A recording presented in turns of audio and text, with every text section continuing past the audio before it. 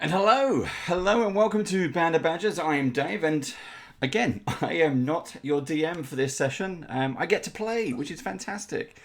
Now, in case you didn't know, as Band of Badgers, we support writers, artists, designers and creators, large and small, all across the world.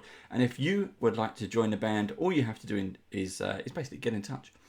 You can find all of our content on YouTube, youtube.com/bandofbadgers, and you'll find loads of guest appearances, interviews, unboxings, and tons of really good stuff, really.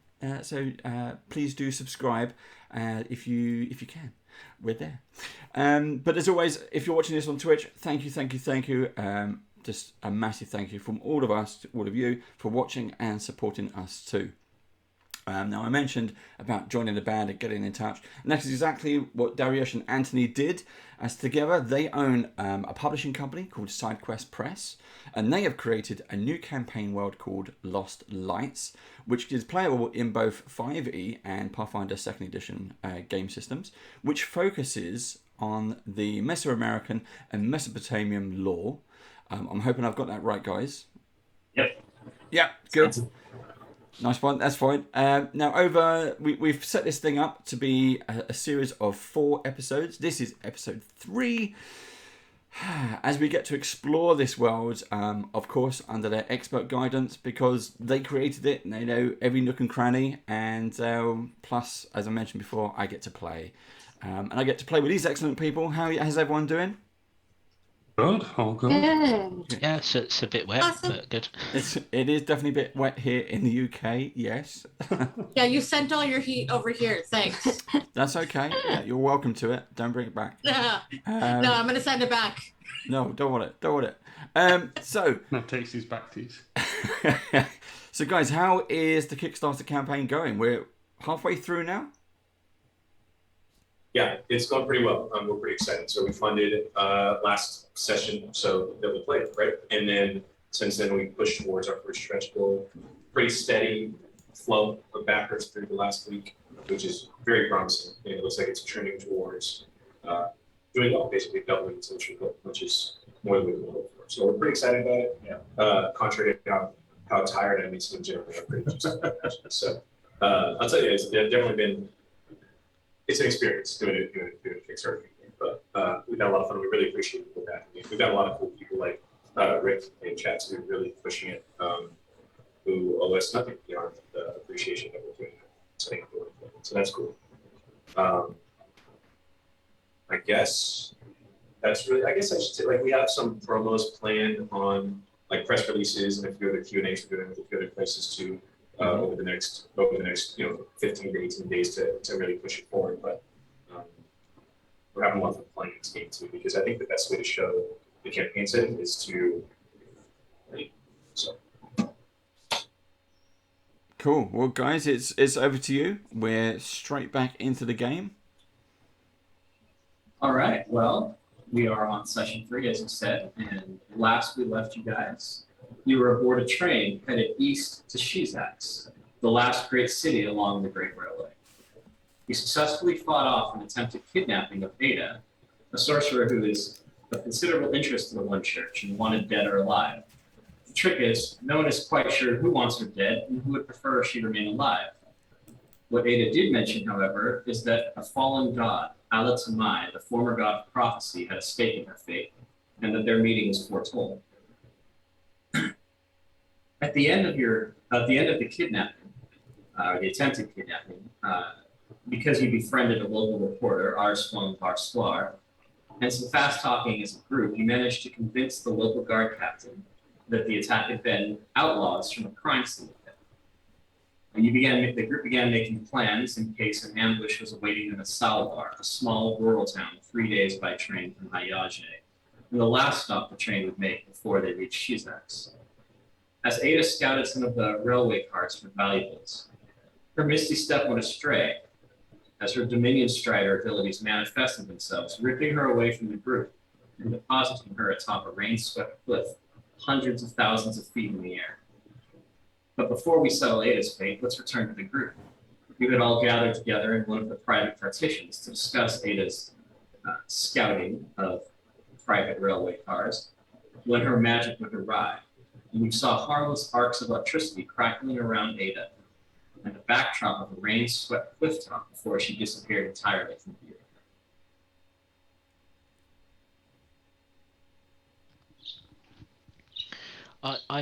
Am I aware that this happens occasionally, or is the party other than Stan aware that this happens occasionally? She's mentioned that she disappears sometimes and she can't control her powers, but you've never seen it happen.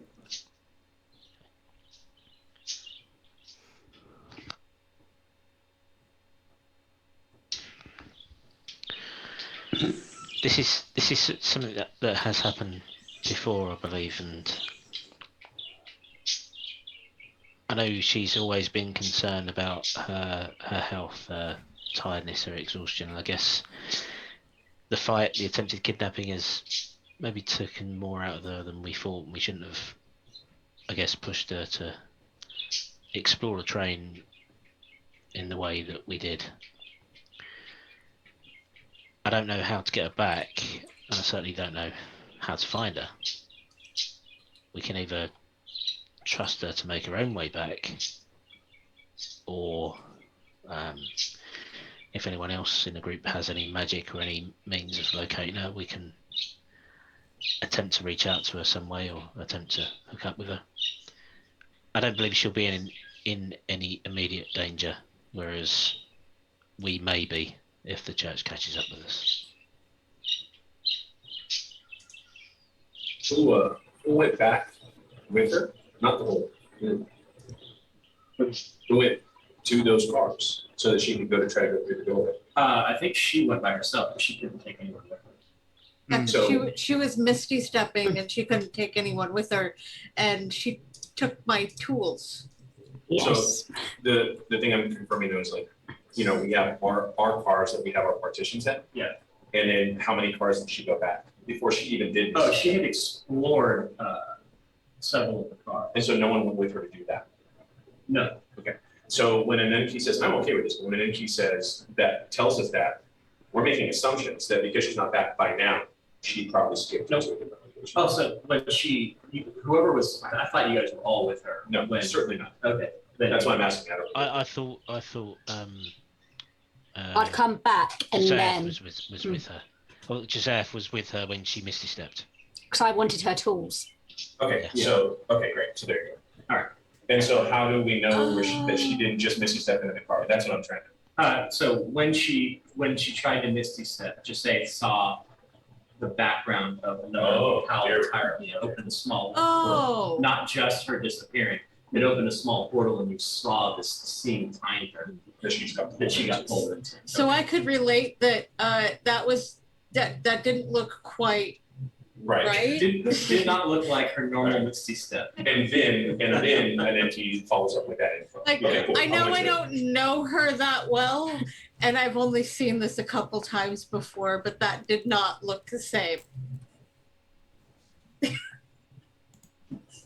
And she has my tools. And also, the train is due in just a few hours to pull into the town of Sullivan. So you only have a few hours before the train will be stopped and people will begin, most likely no one will disembark, given that this is not a destination spot, but you may have more people coming on board. Who those people may be, you don't know. So I guess our only hope is that she, sorry. Carrie. So I guess our only hope is that she'll come back at some point. But will she come back to the same place where she left, or will she come back to the train that is moving? We're moving.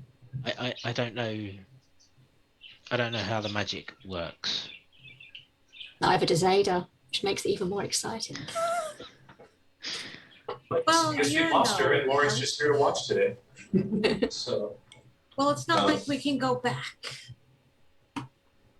So we need to deal with the immediate threat then, which is still the pursuit. So we proceed with plan A, which is to take the explosive device, install it on the coupling between the engine car and the carriages. In the event that we have to ditch the carriages in an attempt to escape, gain speed. I Yeah, can't I guess- remember. Were we going to get Ada to do that? Or did we decide on someone else?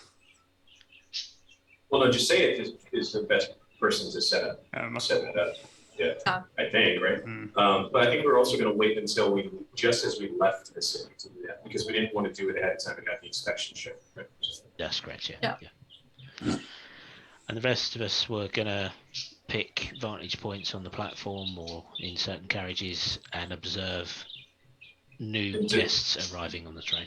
And Destan is ready with his finger on the trigger, as always, to just hijack the entire train.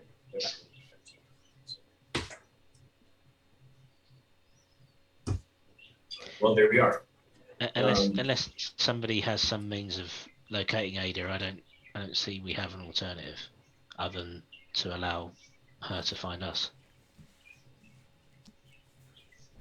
The church is pretty unhappy with the idea of Dominion travel. As you may know, the lighthouses, or I should say the torch forts, which border every nation in the hegemony, block such travel.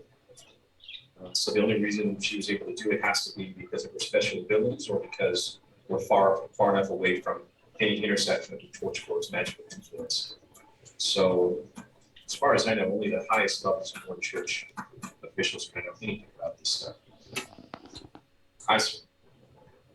I don't feel like the Stan does what they operate, right? I think there's a lot of variables we don't know. So we kind of have to be in the now. And right now, we're fucked. And we can only hope that she's okay. Or better off where she is now. He's in a better place.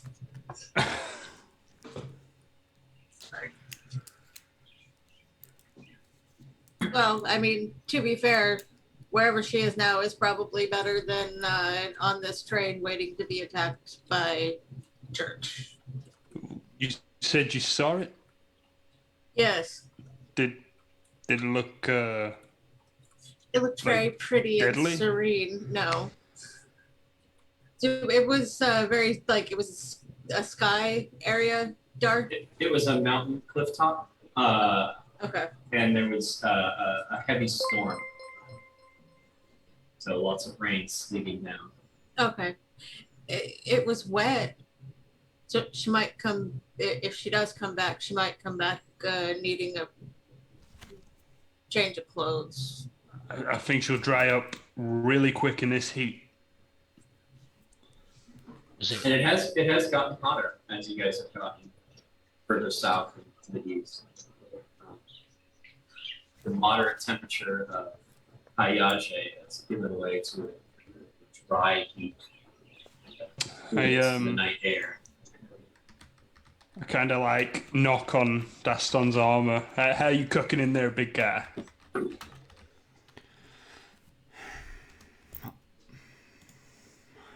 I'm fine. That's bullshit. I'm used to this. I'm used to this. Can I do an insight check on him to see if he's actually used to it? Sure. You can go ahead and roll wisdom insight, wisdom insight. So I think he's lying. Oh, insight's quite good.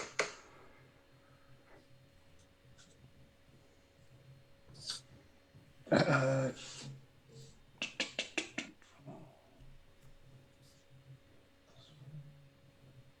15. 15. Stan, are you attempting to lie? Nope. Nope.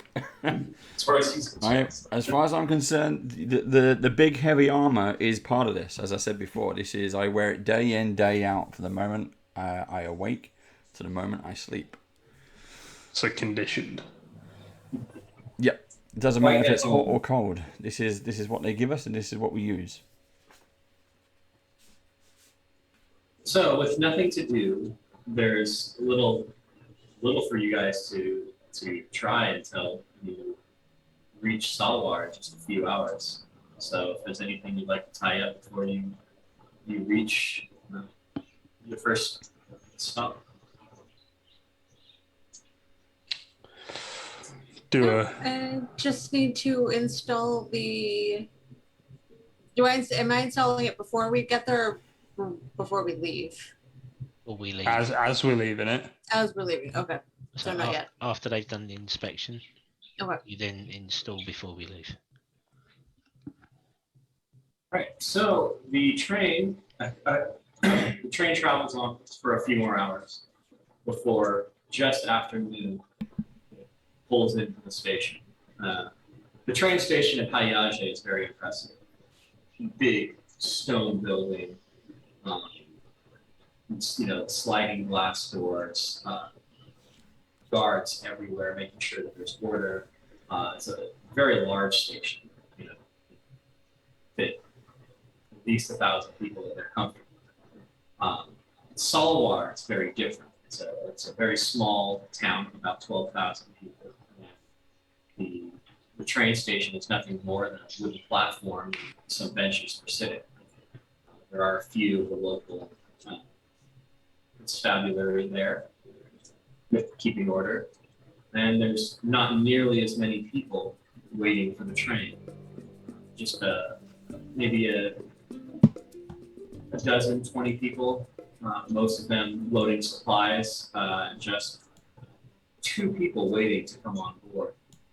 The train stops and the loading begins. And you guys are free to leave the cabin for the next couple hours while they take on more supplies and goods and move people aboard. But if you're not back on board the train by the time the whistle blows, then it will leave without you.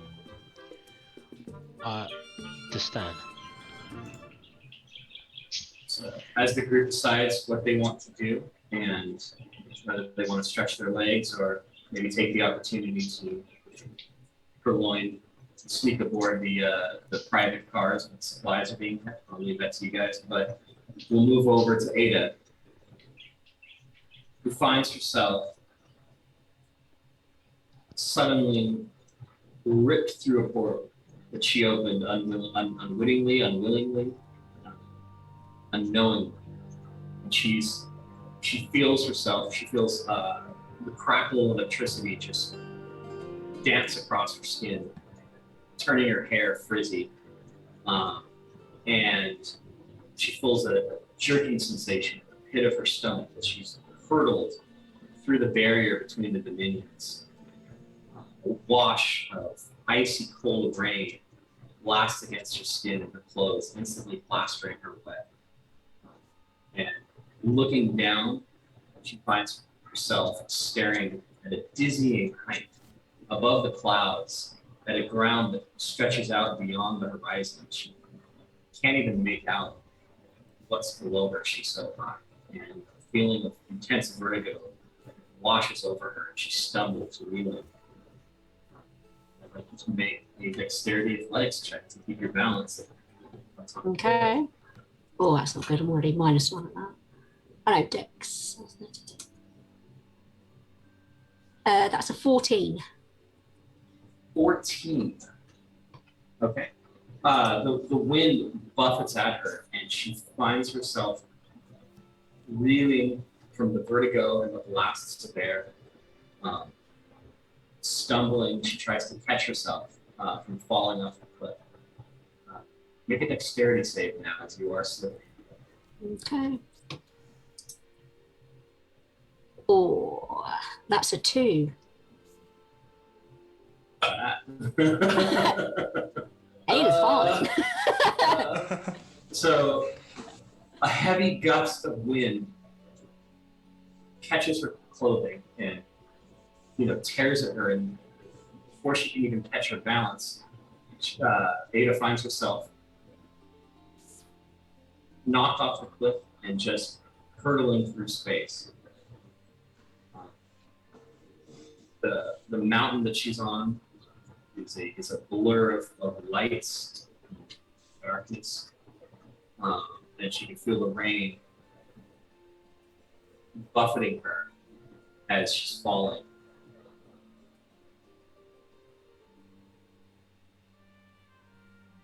there's not much you can do. There's there's a long way to fall, and there's not much you can do in the open air.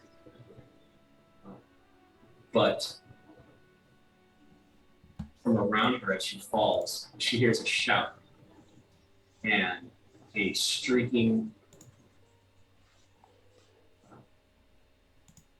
like a streaking flame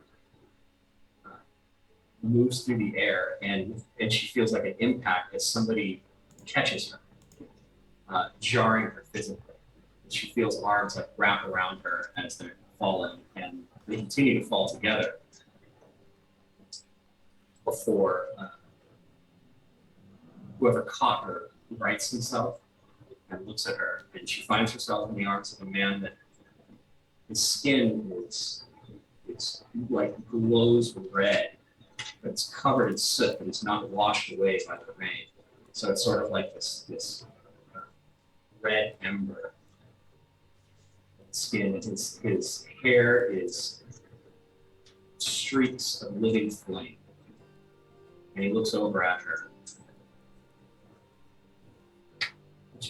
Are you new here? Did you lose your step? I don't know what happened. I was in a train. Then I could feel myself being pulled into this dominion of air is what I keep getting pulled into. And I fell. I just kept falling and falling and falling. Then you caught me. And it's a good thing I did, because that's a long fall. Don't know what a train is, but we should probably get back to cover before. And he begins flying with you back as he speaks. And even as he says it, there's another outburst of rain washes against him. And as the water hits him, the flames begin to sort of fizzle. Mm-hmm. And his flying falters, and he quickly flies back towards you. He doesn't have wings, but he's flying under his own volition. And his movements become more sluggish as the water rushes against him. And then you guys start falling again, and he sort of lunges the last bit towards another cliff. And you guys land on the edge of the cliff. Heavily, the momentum sort of jars you. You get 2 points of bludgeoning. Okay. Sort of land. You say 200? 200 points. Not 200. Yes. 2 would be fine. 2 is more than enough. Yeah, I'm all good still, but still, I would have liked to have a bit bludgeon. And as you sort of like get your bearings, laying there on the ground, and you feel a hand sort of help you up. The last of the fire has died out, and helping you up is not a man on fire, but a woman. Her skin is a deep green, and every time the rain strikes it changes colors, darkening it to blue. Shades of midnight. Her hair, instead of flames, is plants. You can see flowers bloom along strands of vines, and then wither and die, and then are reborn once more. And she sort of helps you to your feet. Well, that was a miracle. Who are you? Why did you save me? Did you know I was going to be here? No, we were looking out the window and saw you falling. And he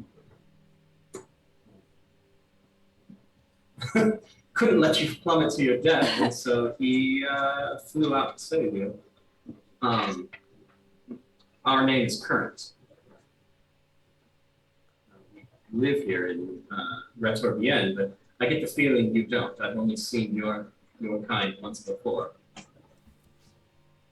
No, I have these bizarre powers where I just spontaneously end up traveling through dominions. I seem to keep getting pulled into the dominion of air.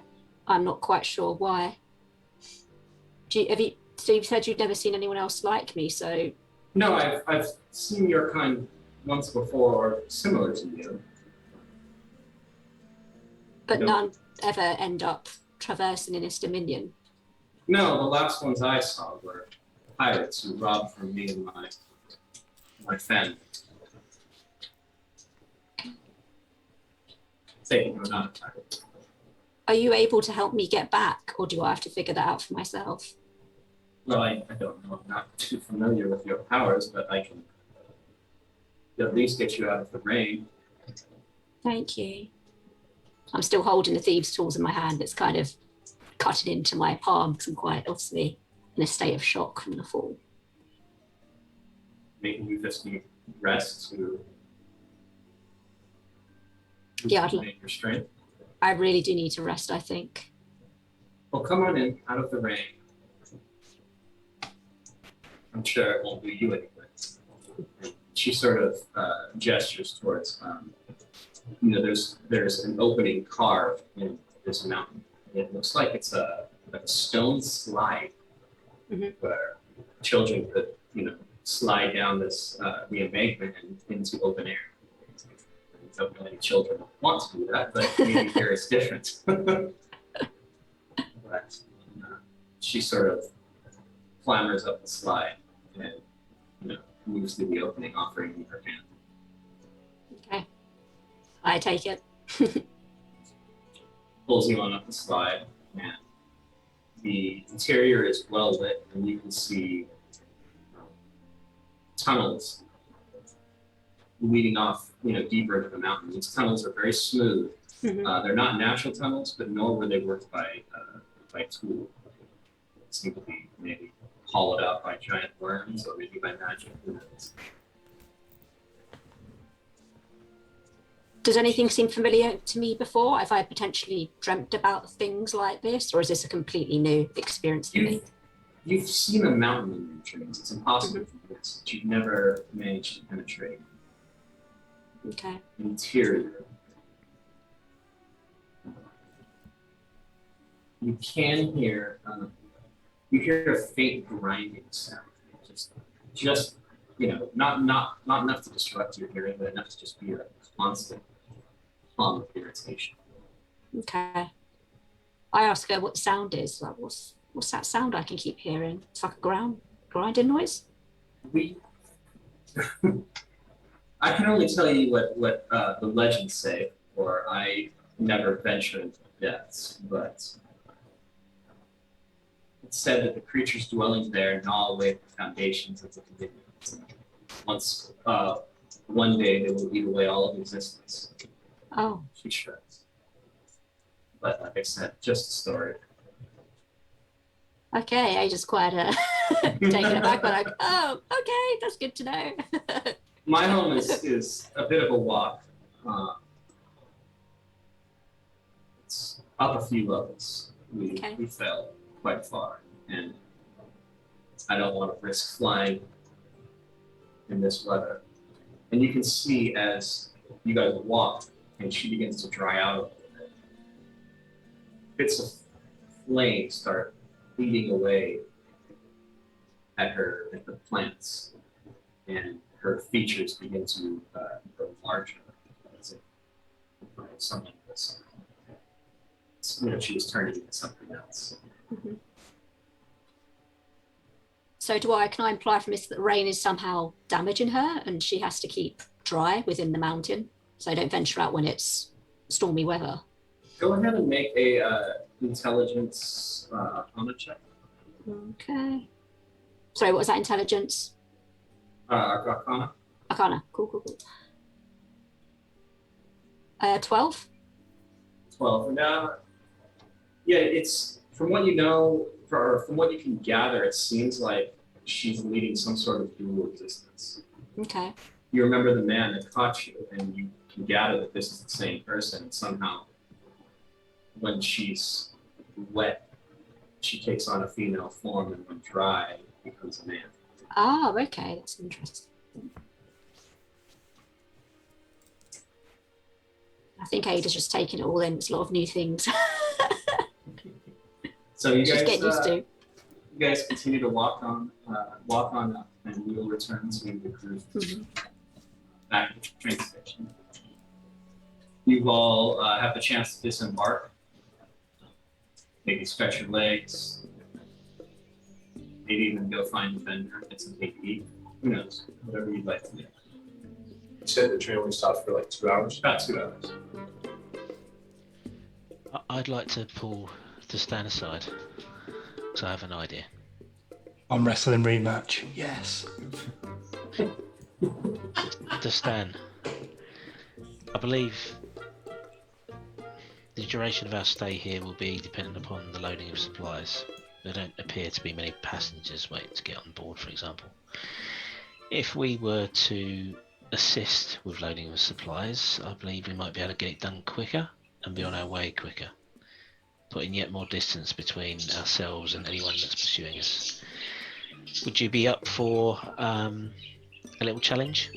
See who can load quicker? An extension, if you will, to our arm wrestling match from the other evening?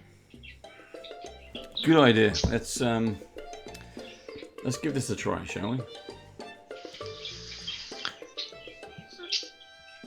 Okay, so I'll head over and look for somebody who might be in charge of the stevedores. Yeah, there's a bunch of workers and then somebody, sort of making sure they all do their jobs. Overseeing the cargo, inspecting it before it gets put on. I direct to the person that looks like the supervisor. I shall present myself before him to stand, I guess, by my side. We wish to assist. We wish to make our destination as quickly as possible. We wish to begin our lives in the desert as soon as possible, and I would hazard a guess that the time we're going to be spending in this station is going to be dependent upon how quickly you and your crew can load this train. We're both very strong. We wish to assist. This is a contracted job. You're not qualified workers. I'm not going to pay you. How qualified do you have to be to lift one object and place it down somewhere else? And I prove to him how strong I am by attempting to lift the largest box I can see. Yeah, you're very strong. I'm not even making a strength check. You can easily pick that up. That was your opportunity to misunderstand what he was saying and try to think of the box car. Yeah. That's a 24 in total. Okay, yeah. You very easily lift a box. I'm not contesting your strength. It's simply that this job has already been paid for. The pay is already been. I understand. We don't wish payment. I can't pay you. That's fine. We just wish to be on our way as soon as possible. And I believe me and my friend here will be able to speed your work up. You don't need to pay us. You may keep all the funds for yourself. Make a charisma persuasion check. You can have an advantage from your feat of strength. The lawyer in me is just thinking about liability regardless of pay. Right? They start helping her. Are you thinking of the actual train case? Yeah, I'm gonna run up behind it. I'm gonna be a train chaser and run up behind it and say, "Do you have any injury while trying to help?" That's a 13. 13. Nice. That's nice. 13. He sort of looks at you suspiciously, trying to figure out your angle, but he goes, eventually he just nods. Very well. Go on. As long as you can take direction and load the boxes I need you to load. You're welcome to help out. That won't be a problem. As long as you can work at the speed that I do. Very well. Where do you wish this one to be placed? And he directs you to a boxcar, three cars down, full of perishable foodstuffs that looks like they're loading on. Okay. So these boxcars that we're loading in, are they the same boxcars that Josiah and Ada were trying to misty step into? Absolutely. These are. I'm not going to not take the opportunity to just have a look at some of the boxes and verify that it is foodstuffs and stuff like that. So if we go in the first box car and it is perishable food stuff, we go into another box car and it is something else. I'll just take stock of what it is we are loading. Yeah. As much as I can if the boxes and crates are packed and closed, obviously. They're unloading a few things. It looks like some trade goods that they're going to be, that was destined for Salvador. But most of the stuff they're loading on, or at least it's almost entirely foodstuffs, and supplies for the outposts. Okay. But you do notice that one car, and it was the car that Ada was trying to get into before she disappeared, that car is left completely locked up. No one's loading or unloading anything out of it. Okay. At least we know that one's not going anywhere. Right, I will continue to help until everything is loaded and hopefully we've sped up the process somewhat so we could leave earlier. You've definitely cut some of the time off as far as your ability to just move things along. So who won? Well, I was going to say I wasn't going to lift anything. I was just going to order more guys to help lift because I am the one church and I am the law. So that was fine. It was just to watch Niki do that for me. Okay. So And I won. is Deston going to try and pull rank and try to get guys to work harder or bring more people in? Yeah, I'm going to crack the whip. Go ahead and roll charisma persuasion.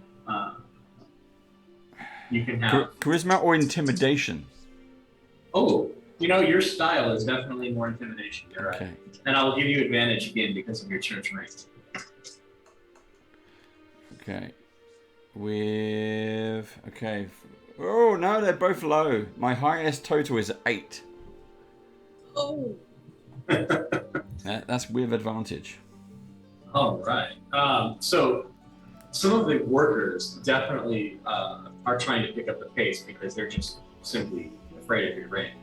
But the overseer is like, can you not interfere, please? This is a contract between us and the railroad companies. We need this to be free of interference. So I'm not going to get into any discussion with the loading guards. It's just like at this point I can just walk off. And Niki's in the train doing things. I've stalled them enough. We can carry on. All right. What I'd like to do is ask Castellan if he wants to go with me to find somebody quickly to see if we can purchase a loader. Ooh, yes. Christmas. Yay. How much gold do you think? How much what, sorry? How much gold? Oh, good question. Checks, can't remember. I only have 125.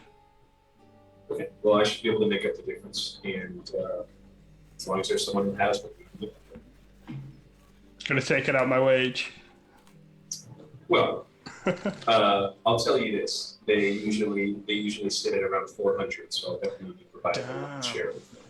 That's the case. I appreciate that. I just don't have the full. All right. There is, you can ask around very quickly, and there's even in a place this small, there's a one church magazine piece assigned to work, mostly for the guards or some of the businesses that are eager, but they're usually willing to do for work and well paid. So I have on the World Aficionado. I would like to try to find a person who will sell it to me without licensure, or decipher if this person. And what does your ability do? Lets me find items. That's basically it. It's one regrows, but it lets you find black market items with a check of some sort. So you can spend some time nosing around town, trying to find somebody with either connections or see if the magazine himself much like just say it doesn't strictly adhere to one church guidelines. But It's in our So here it is, perfect. Ooh, it says, when in a city or town, you spend an hour, so luckily we have that time, making contact with shady individuals. Make a charisma persuasion check. If successfully, you may purchase one item at 75% of the cost of sold in the market. If it requires restricted or military license, or is illegal instead, it costs 150%, but you can get it. It's the idea. yeah, So this is, let me just double check.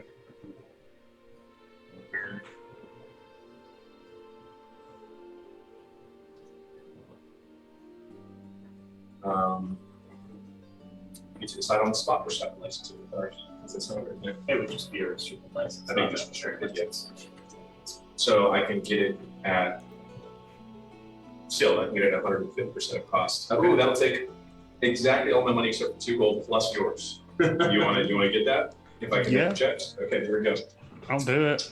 So persuasion, charisma persuasion. Can I give you advantage if I'm helping you? I don't see why not. Yeah. So then that is, let's see, 3 plus 3 is 6, which advantage. Shouldn't be too hard.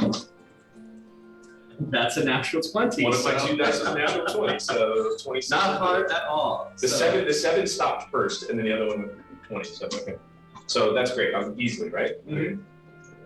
All right, so quickly enough, you are able to ascertain that there is, at the local bazaar, there is a few dealers of people that will have private stocks, shall we say, and for a small markup, you're able to acquire a loader for Castle. Perfect. So the loader makes it so that it ignores the loading property and then fire, Nice. Which means reloads without an action. Well, no, that's not right. But it actually, the more I think about it, it's a fun flavor thing to do. But the more I think about it, it might actually not even benefit for kids. So the loading property is, it just says that you can't fire. I don't know. It's an official rule. But you can still. Okay. But does it look cool? Yeah, it does. It does look cool, Yes. and it That's all. reloads. It reloads for you. So there you go. That's all that matters to Castellan. Good. And I feel the same way, but I just want to. So you get your automatic loader, and you can either have the guy install it, or you can take it back to your safe to install one or the other. But by the time you guys get back, the train is already getting ready to leave because an NP is actually hastening the loading time. Yep. So you've just got a few minutes to get on board the train before it ships out, and then it's going to be another week or so until you hit Shizax, which is your stop. So, just say, is there anything you're doing before? If there's anywhere to just get supplies for the Granados that I had to take apart. Yeah, you can go. The one church Makaziki will have supplies, and you can purchase them from it. Okay. You can spend however many gold you need in supplies to resupply. To restock my lost grenades. Exactly. Granados. At least a few of them. Yeah, Maybe so not just all of them, but calculate the price of the Granados, and then pay half of that in supplies, and you'll have them to make. okay. Thank you. All right. So just say it restocks. The Stan and Enki do their best to get the train moving quickly. The Castellan and Aizo return from their little adventure, and soon enough, you guys are back on board. Quick look, you guys have gotten used to all the passengers over the last 3 days. There are a few that we hadn't really met in character, but you guys have gotten to know them over that time. However, there are two new passengers that look like they've come on board. They look to be a married couple. And you see them up through the dining cart, sort of settling in after loading their baggage up and sitting down at the table. Other than that, not much has changed, and the train begins to pull out from the station. And when am I installing the thing? I believe they talked about right about Just now. as we take off. Yeah. Now? If you're ready. So what am I rolling for the installation? Well, first you're going to have to get there unnoticed, which means you will have to skirt You'll the have to two stealth. cars in front of yours. One car is full of prisoners, while another car is full of guards. Okay. Just You saying, also Did we decide to do a distraction while this were happening? I have an idea. Is the overseer from the stevedores still around? yes, and his guards are also posted around, so they're actually a lot more alert than normally would be. Okay. Joseph, move up to the car along the platform. I will make a scene. To Stan, can I ask for your assistance again? As long as I'm it's not to gonna miss raise this. more boxes, that's fine. No. I'm gonna miss this. This is gonna be entertaining, isn't it? And I'm gonna miss it. I miss all the fun stuff. Fine. I will try and make as much noise as possible and give you as big a chance as we can. All right. I'm gonna march over to the stevedore, to the overseer. I'm gonna jostle people along the platform. I may not need to, there may be a direct route, but I'm gonna jostle people along the way anyway, so that all eyes are on me. Get within us, say 15 feet, and I'm gonna loudly announce, "You mailman, I'm here for my pay. My agent says he has not collected my pay, and I worked a good day's work for you. I deserve to be paid. You cannot take advantage of me or my race in this manner. I lent you my arm, and we agreed a fee. You haven't paid.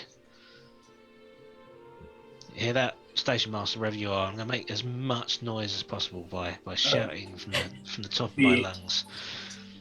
The Of course. overseer, of course, looks immediately offended. And What of do you course- mean you have not been paid? We went over this. You are owed nothing. Your work, you offered it free of charge. Do you hear that, everybody?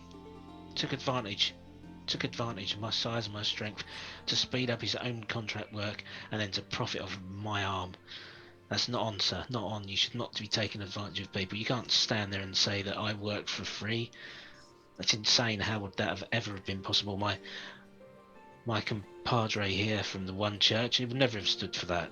Everybody deserved to be paid. That's one of the tenets of the one church, that everybody be paid fairly. You can't stand there. Your contract must be with the one church. They're an extension of the railway.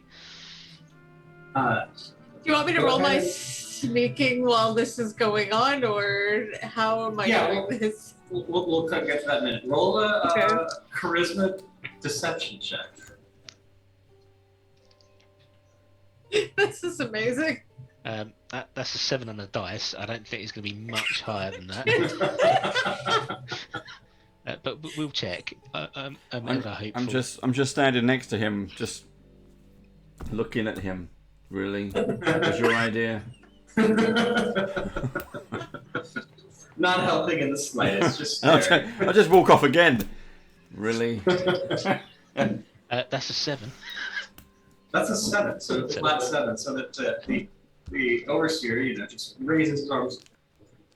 This is outrageous, sir. You volunteered your time to move the train along, in front of witnesses, no doubt. You see, your companion,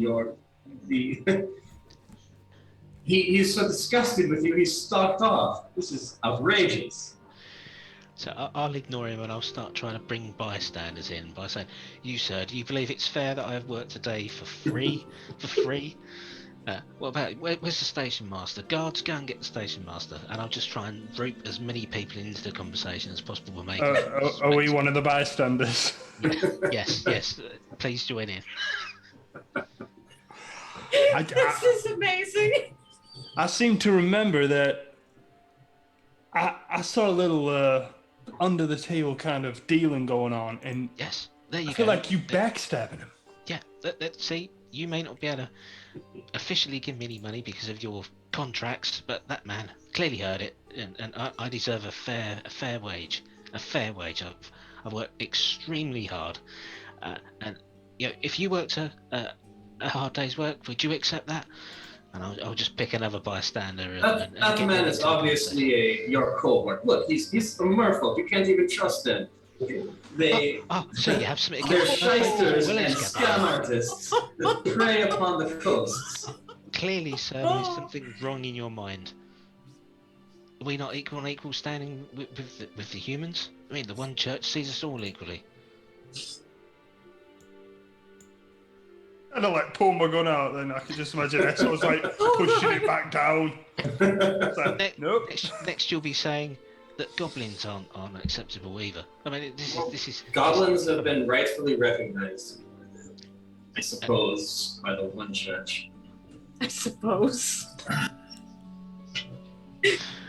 Anyways, your name is not on my list, so you're not a contract. I owe you nothing. If you do not get on your train, you're going to miss it. Sort of waves you off and stalks away. Kind of step forward. Well, you don't owe him anything, but you definitely owe me an apology. And I kind of like poke his chest. No. He sort of looks at the crowd and then looks at you and like sort of looks down. Very well, I'm sorry for healing your arm. I'm sorry. What are you sorry for? Like exactly? For casting aspersions about your character. I should damn well think so. I pay good money to be on this train, and I am treated like this. I am friends with a lawyer. You will be hearing from him. Izo will take the opportunity here to grab his sleeve and just kind of very gently pull him towards the train. Meanwhile, just say needs to take advantage of all this commotion. So, Yes. What are you going to do, just say? I'm going to be as sneaky as possible. Just, I'm small. People don't take as much notice of me, so. It's true. And you are a goblin, so why don't you roll dexterity stealth with advantage from all of the commotion?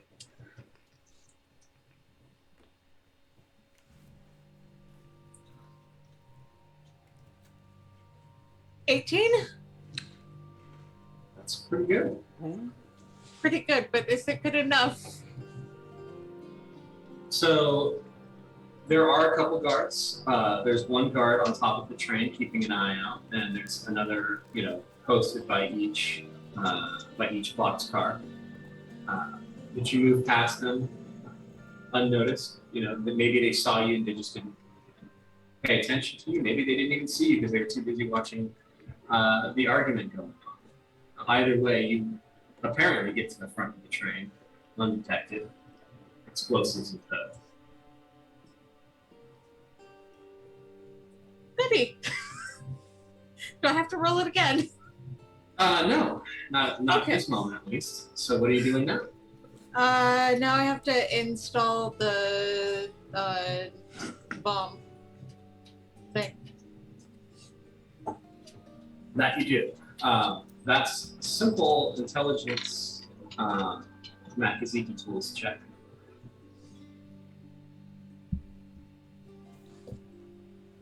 Ah. There we go. That's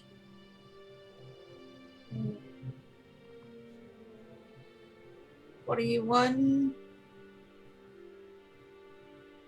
21? 21. 21. Oh, that's Oh wait, plus the Makaziki tool. Oh, yeah. Anyway, plus the tools. Yes. So even more than 20. Well, that's what lets you add your proficiency. So did you add that in 21 yet? No, I didn't. That's why I was just like great. it. So it- 24 then. 24. Yes. But Hell if 21 yeah. was enough, then it doesn't matter. So it's simple. Like you could do this in your sleep. You simply, make a few adjustments, make sure that the explosives be, just blowing up the connection and not the rest of the train, that sort of thing. Yeah. You roll out the wire a little bit around the sides of the train, but you do know that you only have 60 feet of wire, and that's not near enough to get back to the cart. So you can sort of hide the ignition switch, but unless somebody literally stays on the outside of the cart with the switch in hand, you don't have enough to bring it all the way back to the box cover. So you can sort of like attach it to the side of the cart so that somebody, anyone can run up and press the switch, but you can't, you just can't bring it all the way back to the box cover. So Okay, but it can be on the. Is it on the outside or on the inside? it's got to be on the outside, right? Like, Yeah. just trying to sneak into a car full of soldiers, right? No, that would be bad. That would be really bad. Okay. And there's But no you way can try to. You could try and unobtrusively attach it to, like, the platform between trains, between the. No, I want it to be as unseen as possible. So. Or you can just keep it right there by the, on the engine car. No one should be over there, and you guys will want to be on the engine car when you blow up anyway. Yeah. So wherever is the most unobtrusive, like inconspicuous place that Okay. is going to be Go ahead and make another most dexterity. beneficial. Make another dexterity stealth check.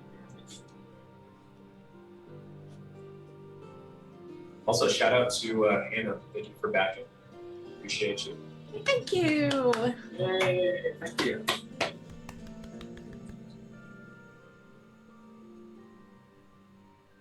19. 19. That down.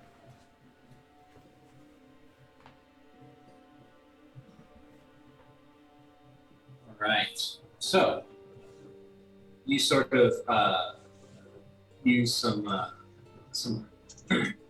use some of your metallic tape to sort of fasten it in place along the side of the cart, where hopefully no one will see it unless they do a close inspection.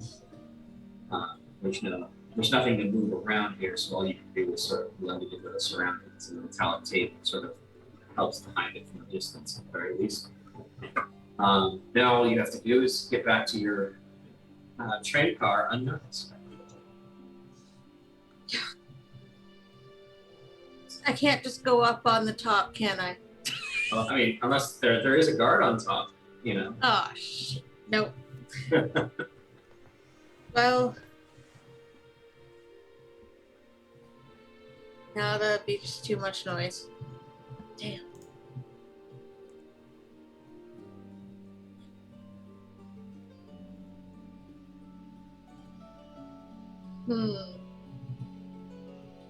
Okay. Well, I will have to try to get back through. When I went through the first time, were there things to hide behind at all, or was it all just really open? No, it's pretty open. You can sort of walk next to the train and like sort of stay in its shadow, maybe. And you're Okay. small enough that you can literally, if you crouch, you can literally fit under it. You can like walk underneath it. Okay. Yeah, I'm gonna try to do sneak again. So one more roll. One more roll. No advantage this time because the promotion has died down.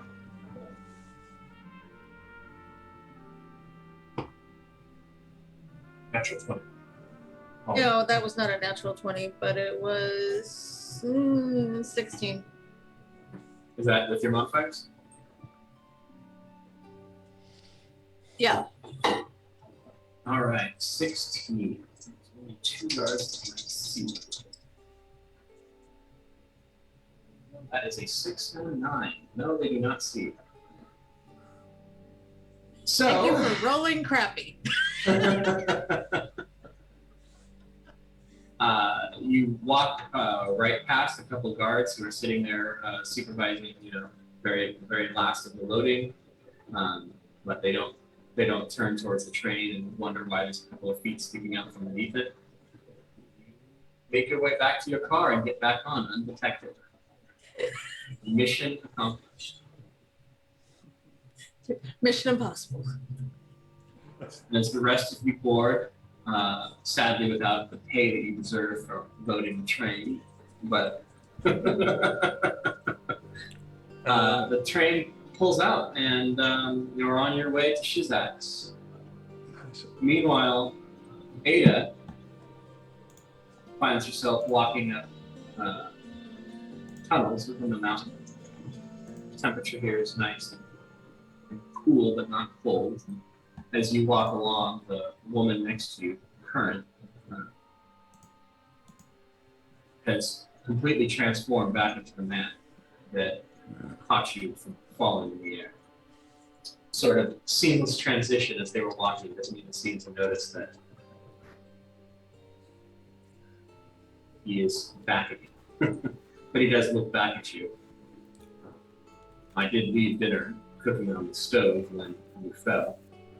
You're hungry. Oh yes, I'm starving. If I could have some, please. What food do you eat here? Is it like? This is so great. It reminds me of Lucy passing into Narnia for the first time. Like, this is her spot that only she can go to, and she gets to hear some weird shit. Anyway, that's her. So I was just waiting for you to say Turkish delight is what they eat. I just had a stew on. Nothing special. Some bread, some stew. Oh, that sounds perfect. Thank you. I'd love to have some. It's mostly mushrooms, though. We have a lot of mushrooms here. Well, I'm more vegetarian, so that's fine by me. Then it would work out perfect. You said you had come here unknowingly? Yes, I have this power within me where I transport myself to different dominions. I'm not sure why or how it happens. I notice it more so when I'm exhausted or not feeling myself, whether I'm very hungry or tired. I just get overcome and end up walking into different dominions, let's say, but air is the one I tend to have this affinity with, and I don't know why it happens. We have heard of such stories, though thought them mostly rumors. Children of the dominions born or the ability to slip between the barriers. Do you think it could be something within my family? Have I inherited this? Your family. Did your mother disappear for a time? Not that I know of, but I knew she had quite powerful magical abilities. Perhaps. I'm unfortunately no scholar. Just an exile, making a home here. But welcome to Retorbienne. It's, I think, the largest city in the Dominion. Hollowed out a good portion of this mountain. Many of us do our best to live here. Is there a reason you choose the mountains to live? Is it for safety, or is it just the we were exiled. We used to live in the Dominion of Water, amongst the Emerald Empire, but our ship, we aren't truly part of the Emerald Empire. We were wanderers on our ship, and we were responsible for harvesting seaweed that has magical properties, highly sought after. It grows very slowly and only in the deepest parts of the ocean, and few are equipped to harvest it, such as we. It took us 10 years of cultivating to harvest that shipment. But the Culkins hired pirates and brigands to steal it out from under us. They ruined 10 years of work in but the span of a few minutes. My people blamed me for I was the captain of the ship. Well, she was. We were.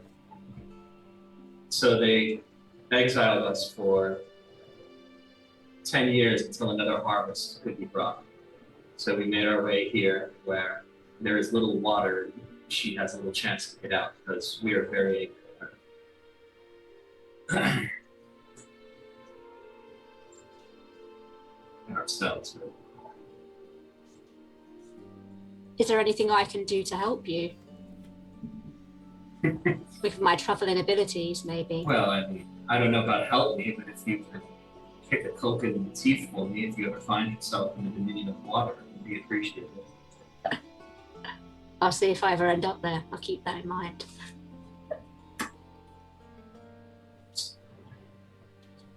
Do I notice anything else interesting about where I am? Does anything sort of seem familiar to me, oddly familiar? Nothing's familiar, but it's the passageway. As you get further into the mountain and you begin climbing, you notice that it's well lit because there are raw gemstones embedded in the wall. And each gemstone emits a different hue of light, whether it's enchanted or whether they're naturally occurring. Okay. But it sort of bathes the corridors in this prismatic light as you walk along, sort of like walking through a church lit up by stained glass windows. Mm-hmm. Okay. So I asked, since they were banished here, did they build all the tunnels and infrastructure, or did they have, let's say, help from a particular god of some kind? This isn't my work. I simply found my way to the city. Okay. The city, the mountain is named Rator, and the city is Rator Bien. It's been here for from time beyond remembrance. The city is ruled over by the god king Jerathandara, cloak of eternal night, blanketing the stars, who breathes oblivion and devours hope. We don't see him very often, so we hope not to, but he is the Lord. In this area, is there anyone else around, or is it just me and the person who saved me? Oh, no. Well, I chose deserted passages for a reason. If we go further upwards, we'll see many different people's teeming city. Okay. I'm a little lower than they feel it's safe to be.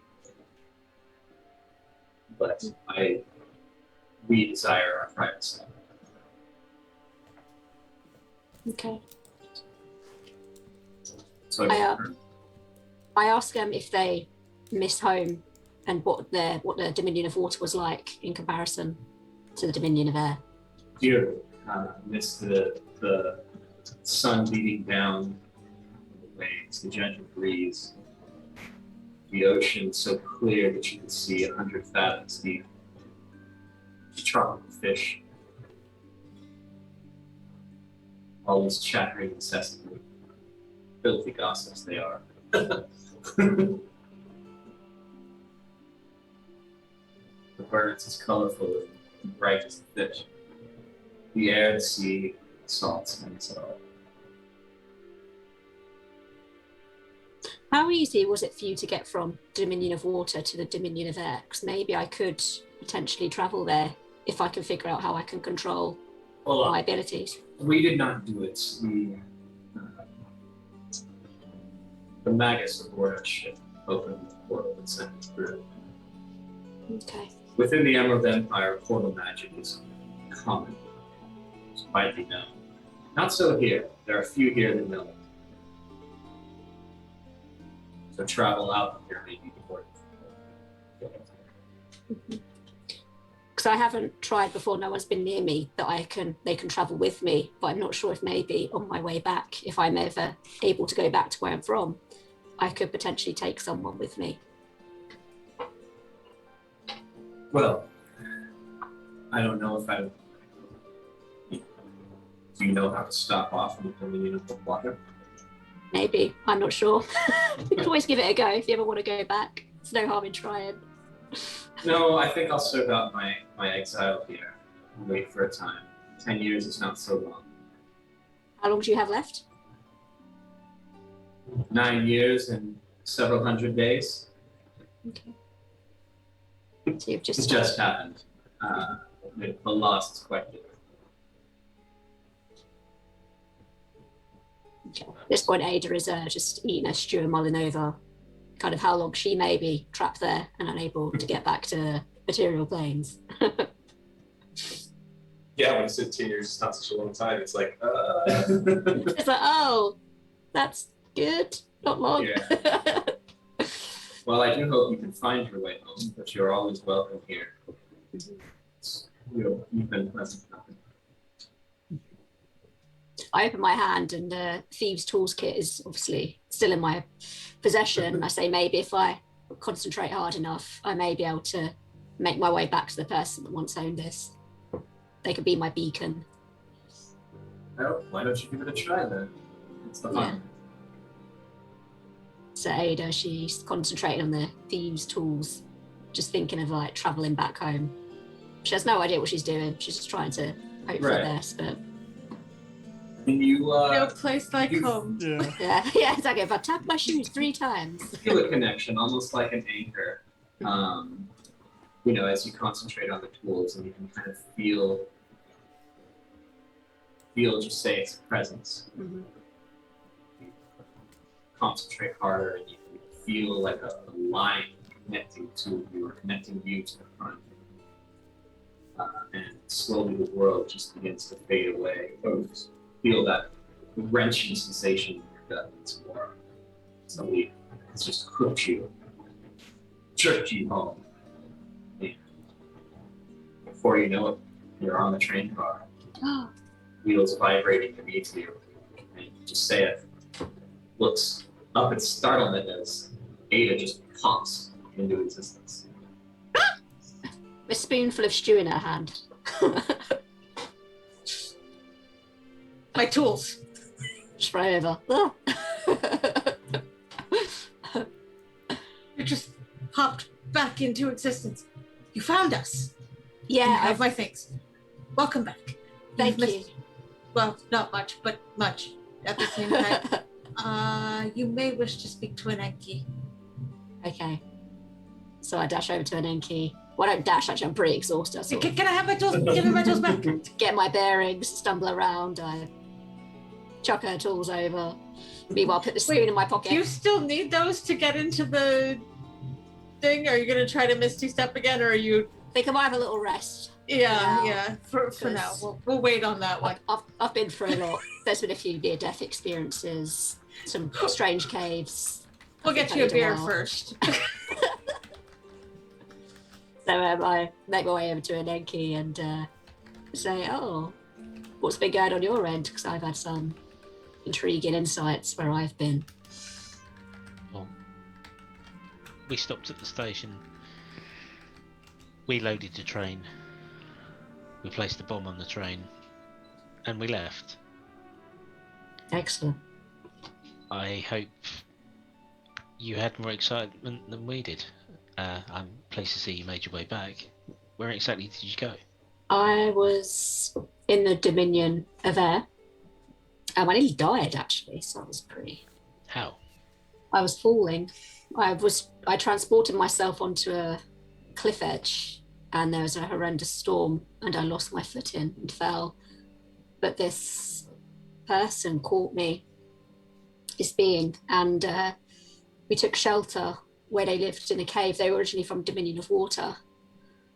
But there was this horrible sound that I kept hearing.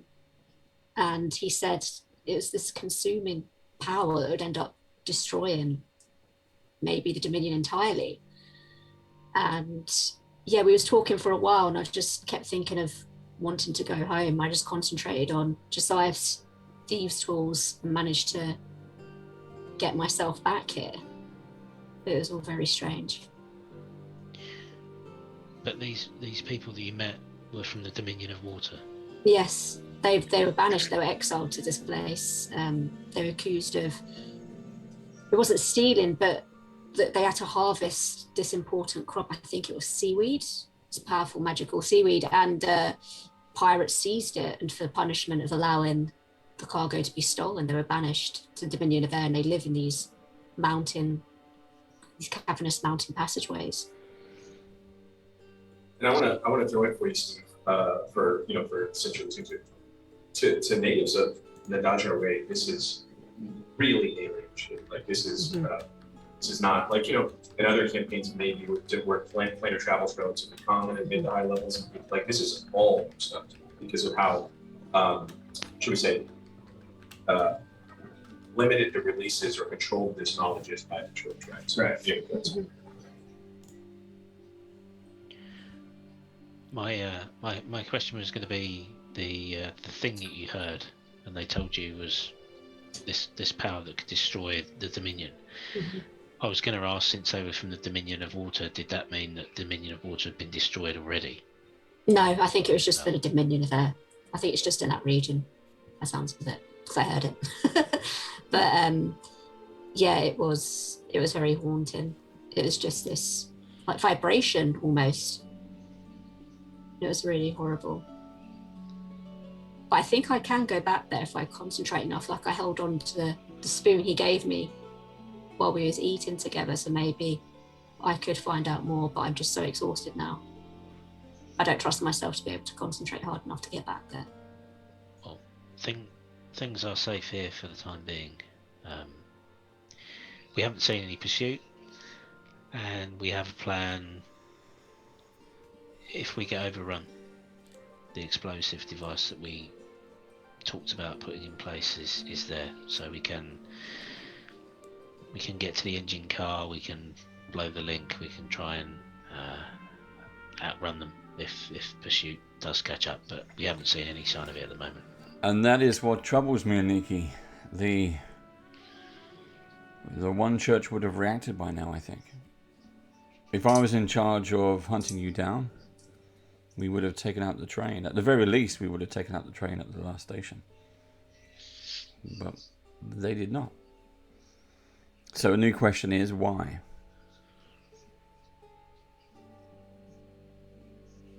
What do you think? One of the only possible answers I keep coming into my head is my mentor is not exactly working alone, but a small group. Doesn't have the resources of the one church. Not fully. Which means it's not the heads of the one church. Maybe one of the heads and a splinter faction. Quite possibly. I have no proof of this. But certainly with the resources available to the one church, we should not be here. But we are. So where does that leave us now? Still sitting on this train heading down the track. Exactly. We're right. The explosives, or just the plan is in motion that we set up, so we have our contingencies. In the meantime, so just count our blessings. Appreciate it. We're not yet clocked in minutes. Which is why they're blessings in disguise. They're not truly blessings. It matters not. We are on a one-way journey. It will end when it ends. There is options once we reach the end of the track. We can traverse the desert. We can try and find one of the tribes. Seek anonymity there. So maybe we should turn our time to the next step in the plan. What's our final destination? And how do we equip ourselves to get there? I expect many of us don't have equipment fit to travel through the desert other than myself. We certainly don't have enough food or water, but there is ample supplies on the train. I observed it when I was loading the boxes. So how do we obtain some of those supplies for our own use? Equip ourselves to travel into the deep desert if that's what's required. if we don't have to, ostensibly those supplies are meant for the Earthspawn fort itself. So if we arrive safely, the way we get over those supplies is by, influence and exerting control there. But yes, if we do need to travel into the desert, we'll need to take some as we go. So we can steal the supplies on the train, or we can trade once we reach our destination. And I think that might be one situation where Distan's clear authority might be able to commandeer someone out of the supplies. Indeed. I tend to agree. For now, sleep with your guns under your pillows. Those would be right.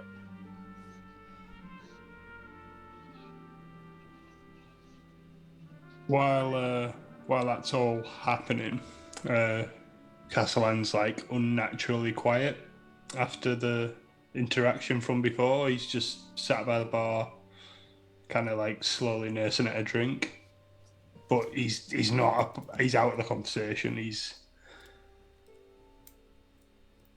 deep in thought. Very reflective. Mm-hmm. The train continues along, and days sort of begin to blur together. You guys have gone south, and now you're heading east, moving on. We're sort of easterly travel. Yes. Moving on towards Shizax.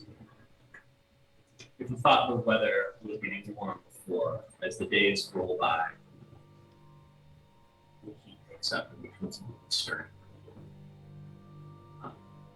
There is once the sun breaks the horizon, there is no respite from the sun, from its heat.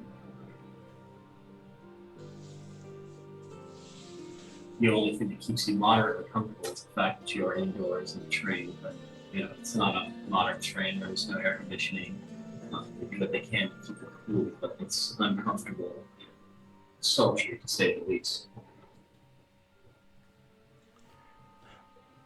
Traveling to bed. Very taxing for those of you who are prepared. While we travel, I'm gonna just take Ada to one side and I'll teach her some breathing techniques or like control techniques that I learned from being failing, just to see if it'd help her in any way. It's nothing like thing, but it's just little helpful things like. This might actually benefit you too, because you are harmful and it's dry and hot out here, so you probably have some adjustments to make too. Right. This is not. You don't require the ocean to survive. You are completely amphibious, but you've never been in a heat like this before. So it's in the ocean, right? And even for Destin, as stolid, unyielding as he is, it is definitely the armor does to get your way out there. Luckily, you've got protective garments beneath that sort of shelter you from the worst. You're going through more than your share of water every day. As you sweat it out. I'm pretty stinky. I'm a bit ripe. But if you guys have no actual plans to execute within that time frame, we will move forward and sort of roll into the break right now. But as we come out of the break, we'll arrive at Shizax. I'll just spend a few days making my presence known on the roof, because I think we talked about putting some guards on the roof to look out for Certainly. issues. So I'll make the rounds and be up there so it doesn't look odd that I'm on the roof, just in case we need to make our way across to the engine car. It doesn't appear odd that one of us suddenly climbs up for no reason. Yeah, that works just fine. Jose, were you about to say something? Oh yeah, I was just gonna say, I think Rick put us over the 13K with his getting the NPC. That's awesome. Thank you. Yeah. Well done, Rick. Yes. Thank you. Nice one. I want to give a shout out. Also, from last game, Chav Hunter, I believe he is in chat right now, had won the book add-on. Oh yeah. So yeah, we will need his email for the backer email, that whatever Whichever email one he back uses. to, yeah, Yeah. yeah, so we can, So that we add on a can- free hard copy. Yep. Yeah.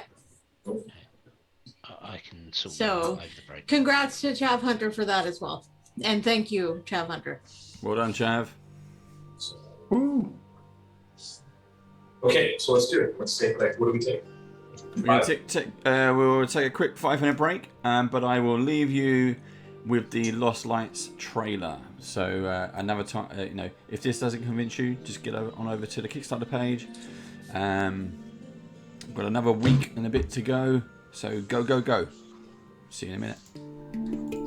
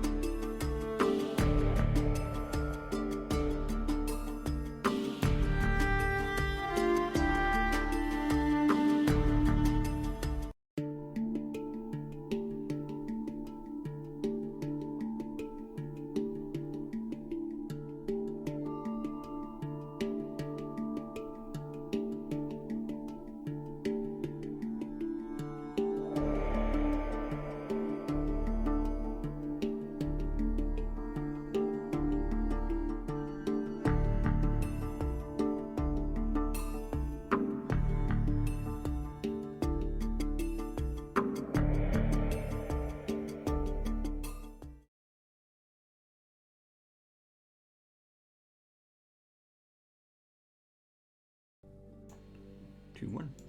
We're back. Hello. Over to you, Dar. All right, welcome back. We are coming off break. And our group has successfully made it to Shizax. Ada has returned from her little excursion into the Dominion of Air and has successfully managed to rig the train with explosives just in case. But so far, the long trip, you haven't needed to use them.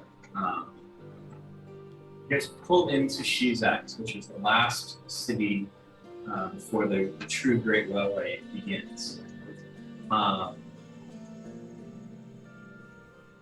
The buildings here are very different from those of Hayage. Hayage, you have pyramidal structures and monolithic obelisks that sort of reach up towards the heavens, making you feel small and insignificant in the face of their grandeur.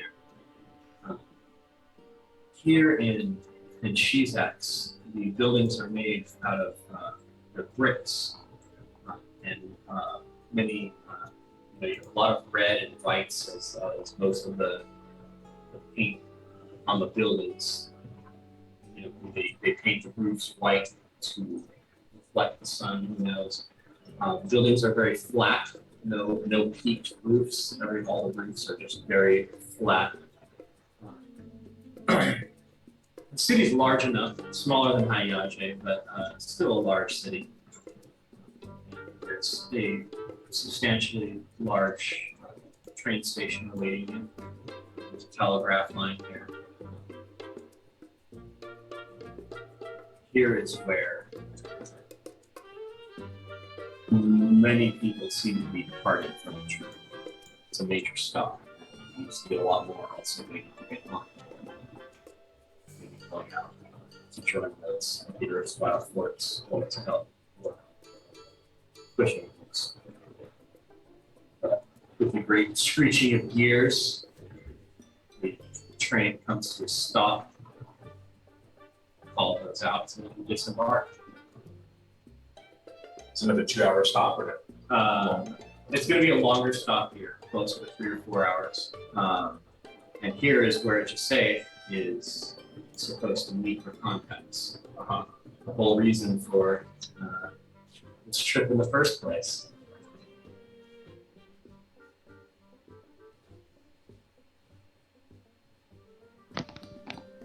I guess I should unmute myself. I'm like, where's my mute button? I can't find it.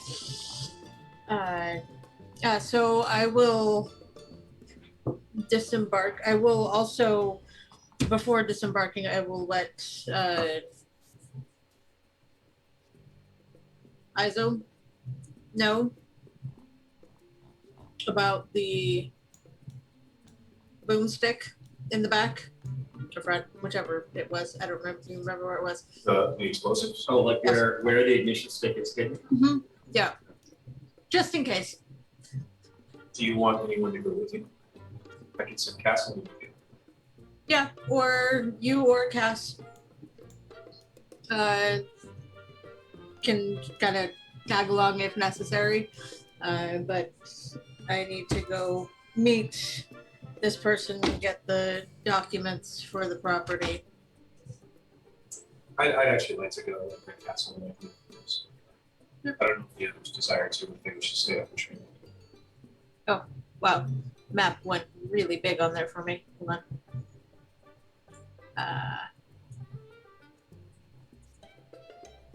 So where are we now? Sorry. You're at Shizax. No. Map. It doesn't like me. Foundry doesn't like me. Apparently not. Shizax, there we go. Okay. Now I know where I am. One On thing the about Foundry that I'm sure exists that I don't know how to do is to force your perspective to be mine. So like if I zoom in and go to a place, it doesn't make me do that unless I tell you where to go. Okay. So And I know where I'm supposed to be going to meet this person. Yes, they said that they would meet you just right outside the train station. And that's good because she's actually enormous, just like all the major cities in the like by standard fantasy setting standards, it is enormous, right? What's the pop? Do you have it, or do you it's crazy? I don't have the pop-up. Just to give you a little bit of perspective on it, the population of Shizats is something like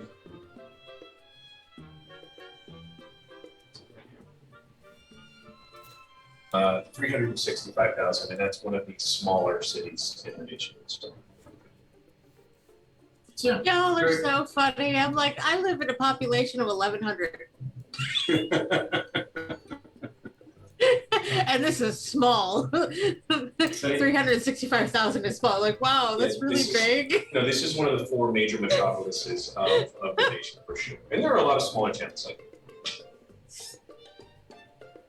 Okay, so do I need to roll anything to see who they are? Do I know who they are? So you know your contacts, you know their names. They're a married couple, Nadia and Rohal Lakhani. They said that they would find you outside the train station, so all you have to do is go out there. Okay.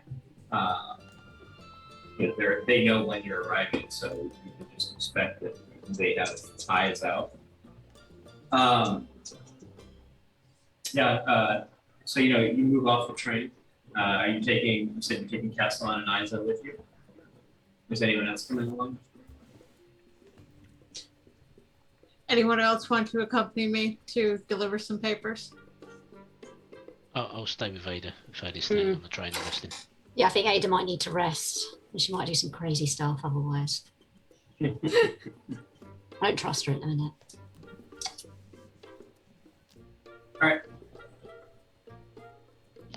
The people here, with the heat being what it is, the people here go about fully clothed, like completely protected from the sun, in fobs of dark fabric, with protective keffiyeh wrapped around their shoulders and heads, often held in place with ornamental circlets.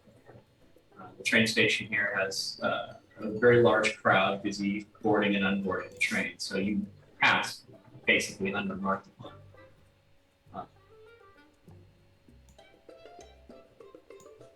The station, while not as large or ornamental in nature as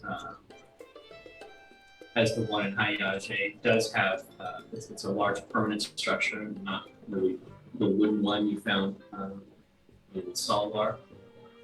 And it's lined with, once you get off the train and step down from the platform, there's just street vendors,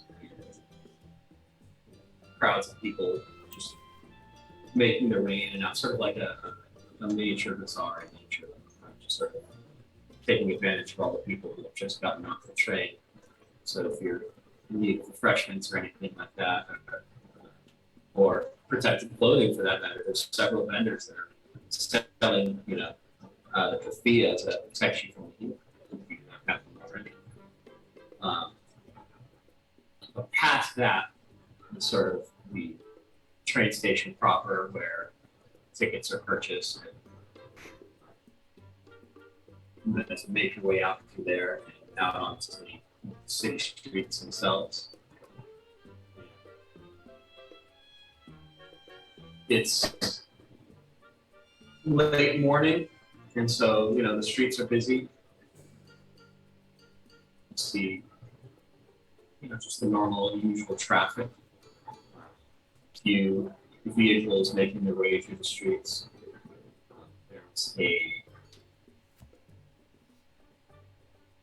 There's a small, each street on the major cities, there's a small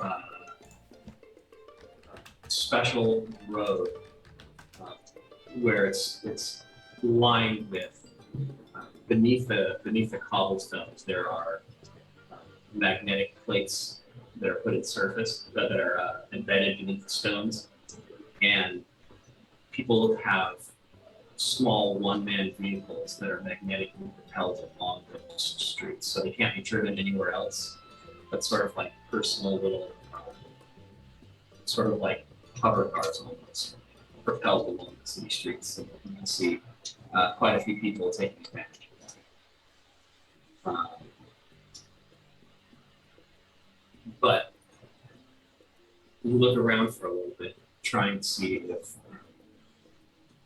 you can spot your contact. So why don't you go ahead and make a wisdom perception check? Yes, sir. Well, she's the only one that knows the yeah.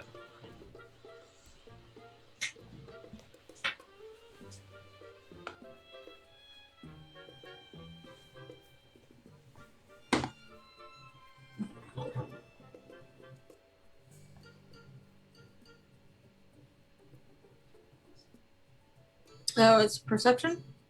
Yep. Wisdom perception.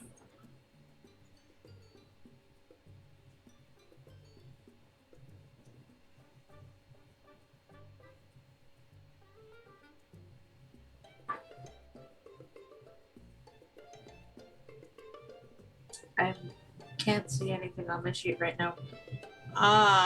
There. I'm so blind. So that's 14. 14. Okay. Yeah, looking through the crowds of people, you see a man and a woman standing off to the side. They're dressed in very dark, like midnight blue bobs, and their keffiyeh is held in place by a circlet with sort of insignia on it.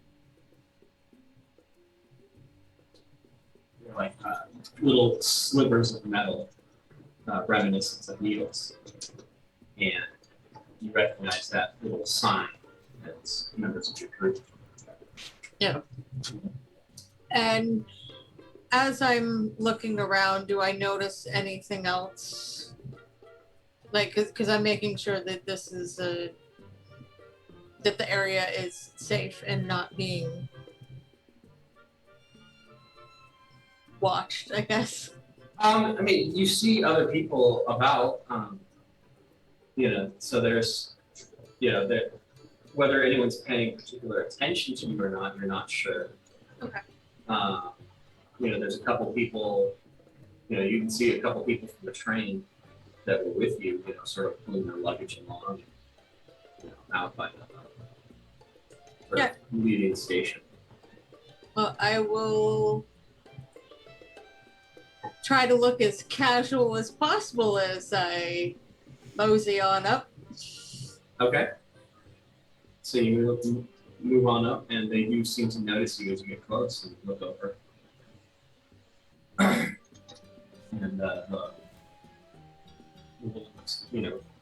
turns to you and looks down. What you saying, was it?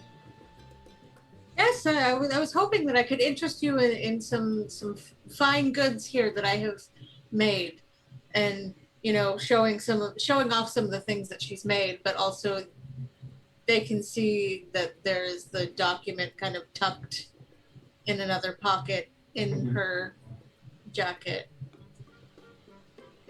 It's good to finally meet you. I'm glad you made it out all this way. I think I would like to take a look at your creations. I'm looking to replace my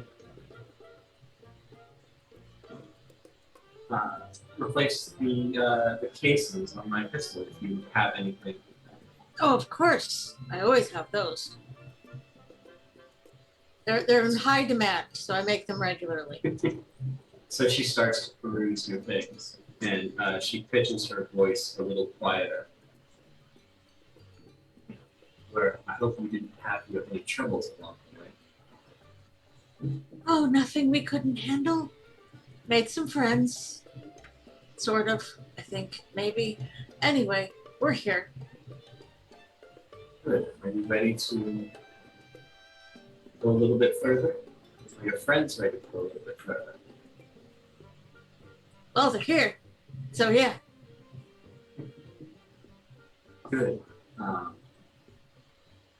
As you know, the papers give us the right to settle one of the erstwhile forts. In fact, we're hoping you and your friends will be the ones to settle the forts. Got a paper right here. It's just a small problem. I don't we like sent some problems. scouts to make sure that the fort had not been taken over by bandits. Unfortunately, one of our scouts was torn limb from limb, and the other barely made it out alive. It seems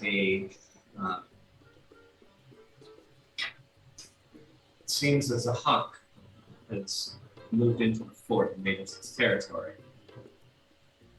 We're hoping that you can ride out ahead of the settlers and deal with the Zahak for us. A Zahak. Yes. Is there a check involved? Do you reckon? Is that you?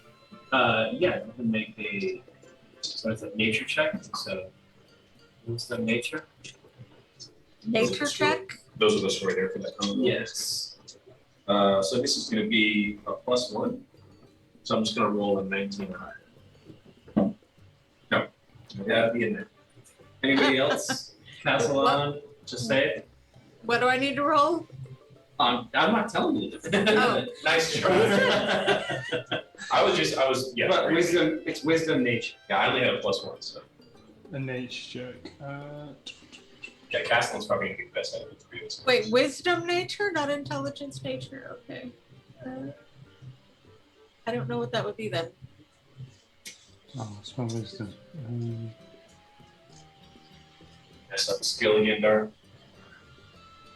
Nature's supposed to be intelligence. You just feel like it should be in here. Wisdom's +3. You're confusing me, Dar. Go ahead and make it intelligence then.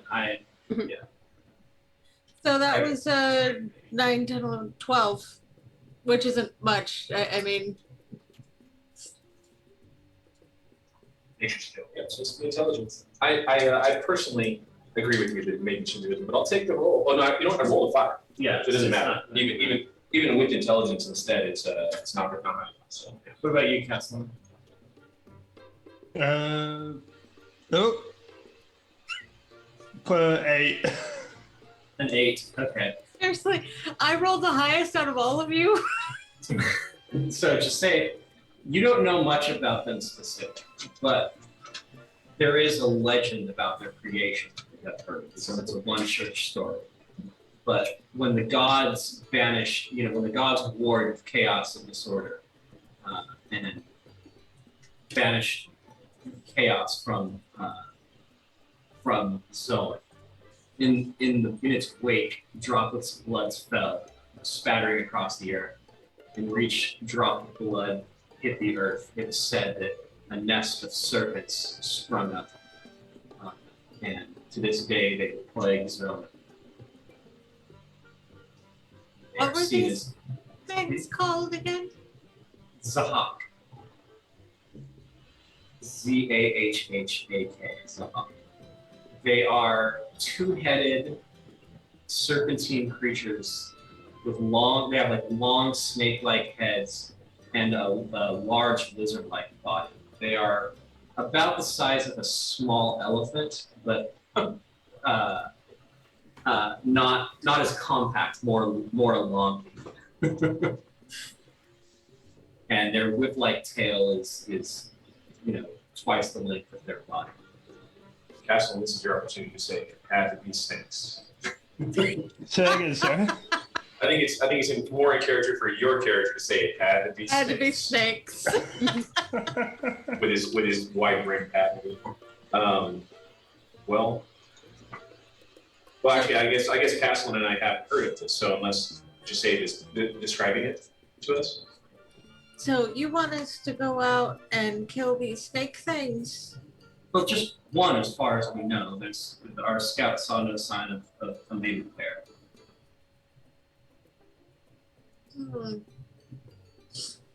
Snakes on a train? Right? It's not on the tree. Sorry. I read the chat at the wrong moment. Just so sick of these goddamn snakes.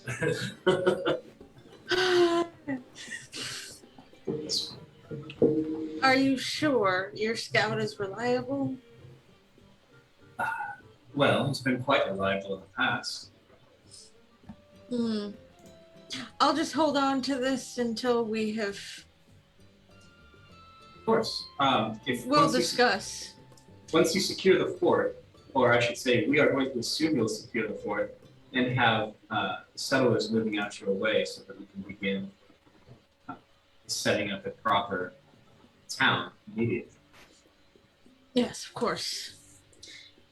I will speak with my newfound friends and see what they think of being snake exterminators. Any of you who wish it, we will gladly offer you positions of prominence for settling the city. Town, I should say. I know someone who's recently unemployed. Might be looking for a new day job.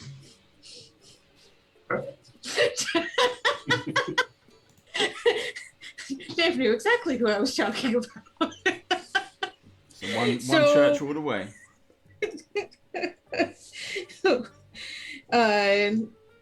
Jasaith will relay the information to everybody, but also to Izo. She's kind of going to be like, keep an eye on that one.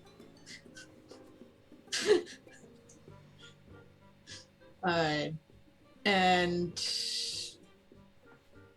kind of relay everything. Be like, so how do you feel about snakes? Specifically, what was it, two-headed? Why did it have to be snakes? There you go. There's a notable benefit to dealing with the issue of settling positions of power at your swap and achieve other goals that we might have been pursuing. If we survive. Cassan's just like stood there, like round sunglasses on and an umbrella, just looking really uncomfortable. But let's just get it done. Get it done and get it out of here. He's got like what's it called, like a sunblock just on his nose, like right here, all of his face, basically. 100%. Have you seen Preacher? Yes. No, it's on my list. Oh, it's amazing. The vampire, his Yep. character. He's just got the umbrella. He's just stood there picking that. Beautiful. I love it. All right, well. Well, then I will set if we are Anenki, just on. Oh, Ada? If There's- needs must, I suppose. Ada's a little bit like, do I have to? I don't want to be left alone on the train, so I'll go. Just moody teenager, like, oh. Yeah. So, I'm tired. Well, the train ends there at the Iriswell Fort, right? well, it ends past the Iriswell Fort. This is when it's been abandoned. Okay, got it. So you'll either have to jump off the train via travel because it's not stopping, or you can hopefully be supplied with camels to make your way up there on your choice. Got it. Excuse me, does the train go from here any further east before we have to worry about that? Does it make any more stops? No, it's not making any more stops. Okay. It's just going straight to the So the decision right now is to jump off of a moving train or be done with the train here. Right? Mm-hmm. Okay. I vote we be done with the train here. Get enough supplies. But yeah, I think that's the smartest move. But I imagine to Stan, you'd like to get off the train as soon as possible and make it a different travel route, right? Yep, I agree.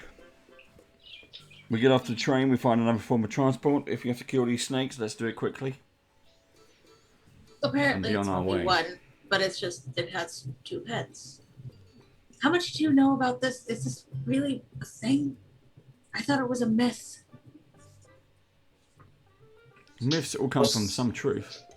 So I was going to say most things are myths until they're not. Yeah, right.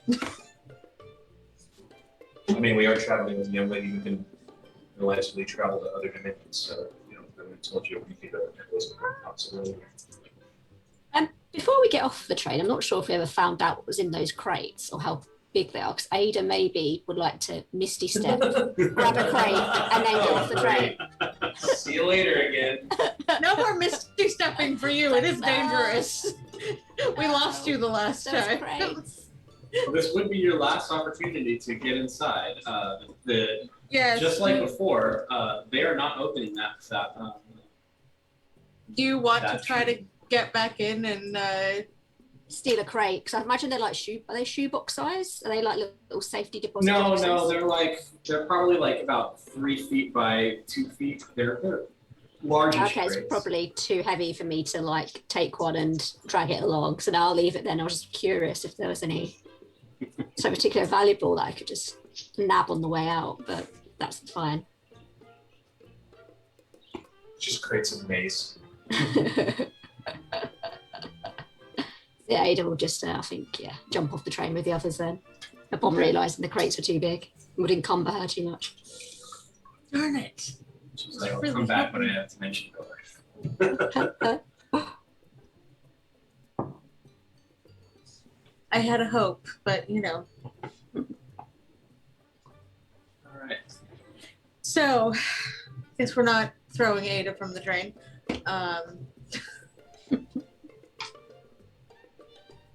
Are you leaving the explosive there, or are you going to try and disarm it?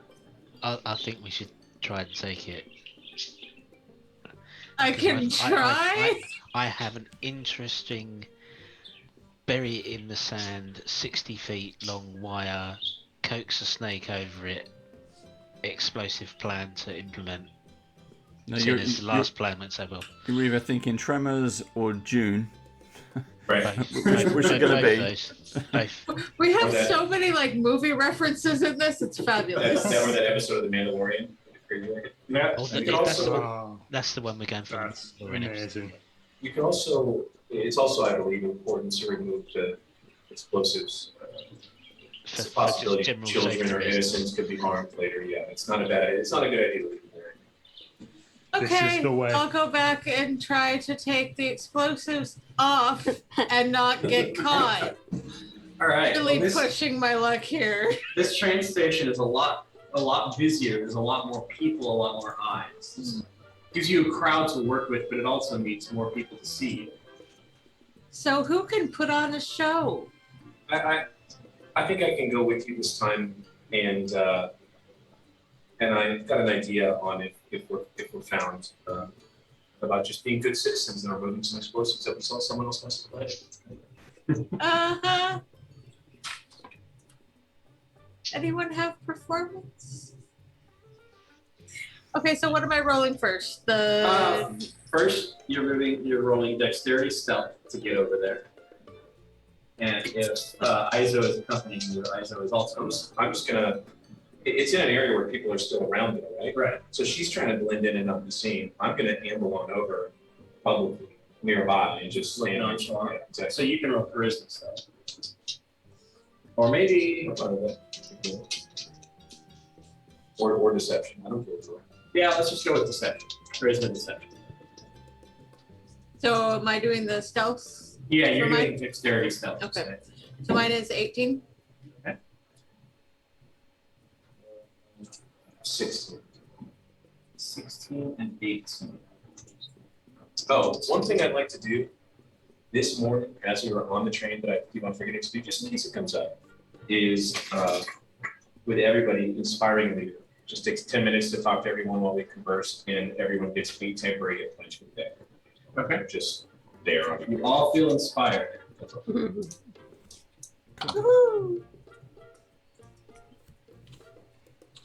All right. So, Safe is walking along, trying to keep to the shadows, maybe once again walking beneath the train, hoping not to be noticed. As Izo moves over, one of the guards is, sort of sees Izo near the engine. Hey, what do you think you're doing over there? Nothing to do for it. No civilians near the train unless you've got business. Oh, well, I'm just waiting for a friend, so I have business. It may not be official business, but I'm sure it's something that won't get in the way of anything or, impede your progress or need to guard the area. Hi, I'm Isa, and she'll reach out her hand with a couple silver in it. Okay. Make charisma persuasion. I don't have much money left. With advantage for the bride. So it's a 20. Okay. Well, I guess you do have business after all. He takes the coins and shakes your hand. Sounds good to me. Just be quick about your business. Of course. And please feel free to check afterward. We're doing nothing with the train whatsoever. We won't get in the way of it. All right then. But Jaseth was unseen, unnoticed, and sometimes a floating.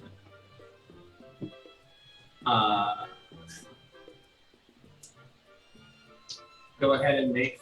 Actually, you know what? You set it up. I'm going to let you remove it without any issues. Because Yay. setting it up was about directing the explosion properly. Removing it, it's just literally unattaching. That's the check. I So know you which wires to remove. Exactly. You know which wires to remove. You know how to undo all of that. That's just part of your training. So you're all good there. So you quickly just disassemble it, stick it in your Okay. bags, and now you just have to move away without being seen. Okay.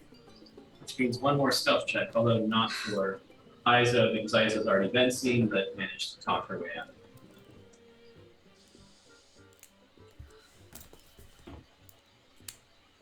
Mm, 18 again.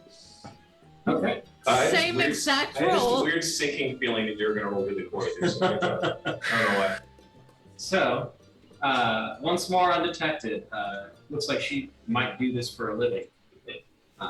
Just say manages to scurry out from beneath the train.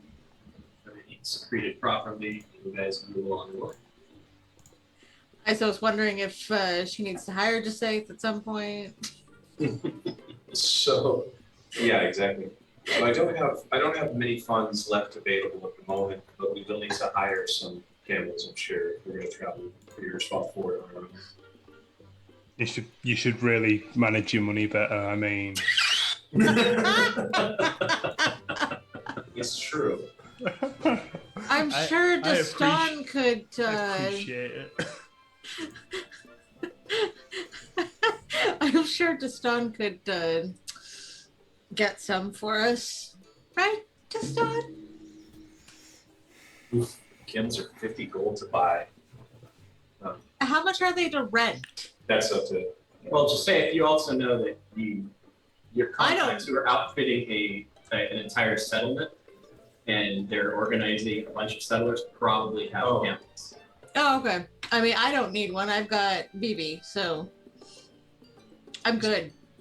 Is BB going to be like boiling, like when you touch metal in the heat? Right, it might be a little Lots of hot blankets. to ride. Lots of blankets. Yeah, BB has a saddle. there you go. I said ahead. BB has a saddle and saddlebags.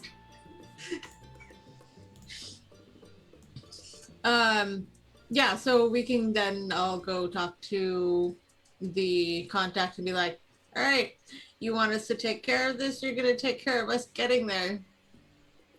Of course, we've already arranged the camels. They're waiting for you at the stable. Just need to pick them up, show your ID, pick them up, and you'll be good to go. How many will you be needing? I will send word. 1, 2, 3. How many of us are there? 1, 2, 3. 6. 5, 6. Well, 5 if you don't count me. Right? 5 camels? Because I have BB to ride. So. All right, so she. And then you can't ride a camel, right? Oh, I guess you can. You can. Yeah, it just needs to be a larger Right. of the camels, but I always forget that you're not large. You're just at the absolute upper limit. So So she quickly pulls out a pen and scrawls a note on a piece of paper, rolling it up, and then out of her bag climbs the small winged automaton. And she attaches the note to the automaton and sends it up into the air and flies off.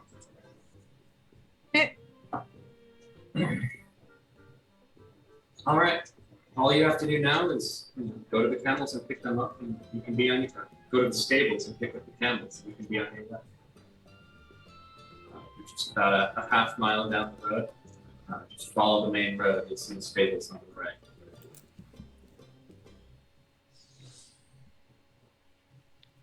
We head straight there, unless anyone's got anywhere else to be. Do we need any other supplies before we? Food and water. Definitely water, lots of water. So that's why I was suggesting getting the 6th camel, so we could load it up with supplies. Before Ada blips out again. Ada's thinking about travelling to Dominion of Water right now. Sounds quite appealing. What's the travel time for Dark?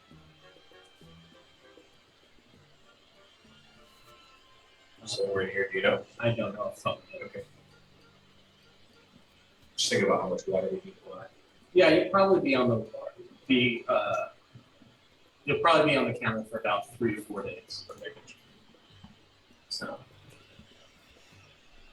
Ed is just describing the water domain to me, and I'm like, oh. Yeah. And the ships with the magnets and how Take they me travel. I'm there. And poor Cass, being a merfolk, being like, water. Message your merfolk friends, they are not okay. Yeah, Ada's just holding on to that spoon in their pocket, thinking of like, if I want to, I could just go back to that mountain if it gets too hot. So if it's a couple or few days of travel, then it's like it's not anywhere near where the terminus. correct. It's one of the actually rather closer. It's one of the She's abandoned. Yeah, it's one of the abandoned torch parts. But closer, she's actually closer to the end. Right. Okay, cool. Okay.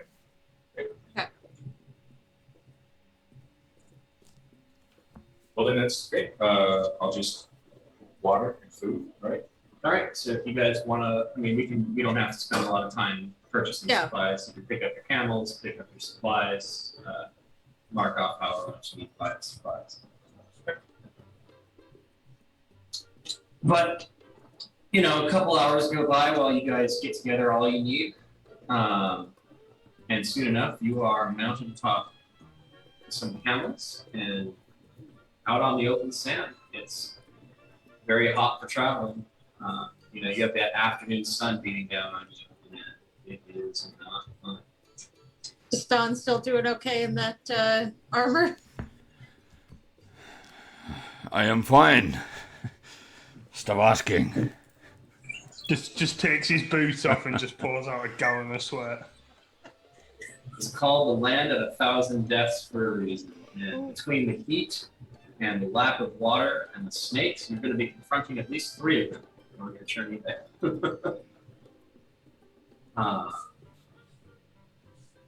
But this close to the city, there's not too much to stop you beyond the as long as you aren't unfortunate enough to step on scorpions or trot upon a poisonous snake, or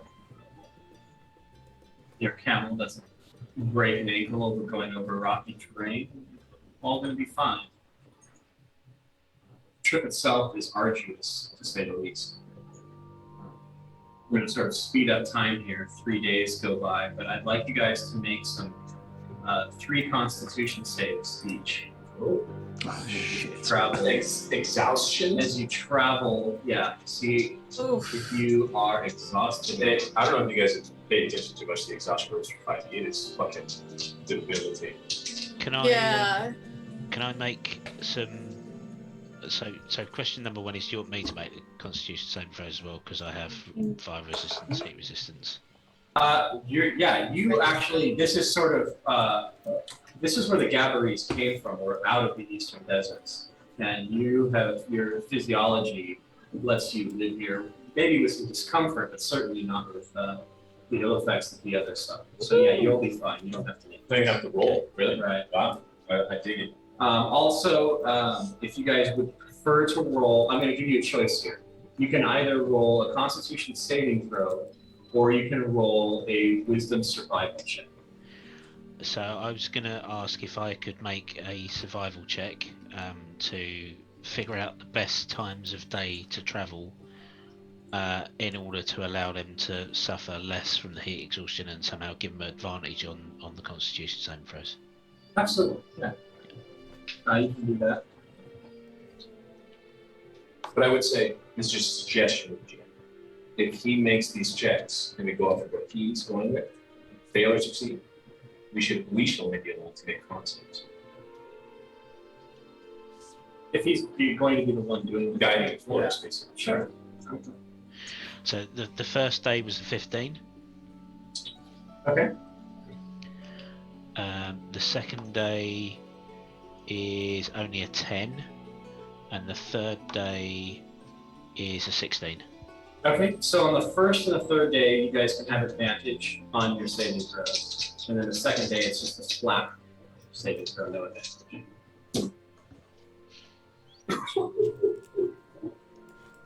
So I'm glad you give me advantage on day one because I rolled a 1 on one of my dice.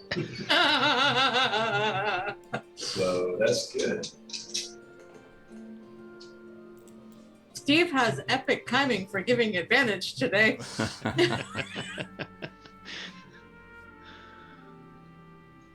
Oh my gosh. Well, look at that advantage roll. So my results, ISO is having trouble as we go further and further into the desert because I got a 13, a 2, and a 4. 13, Oh. 2, and 4. So I might have 2 levels of exhaustion, right? Yes, you have 2 levels of exhaustion. Great. Oh, jeez.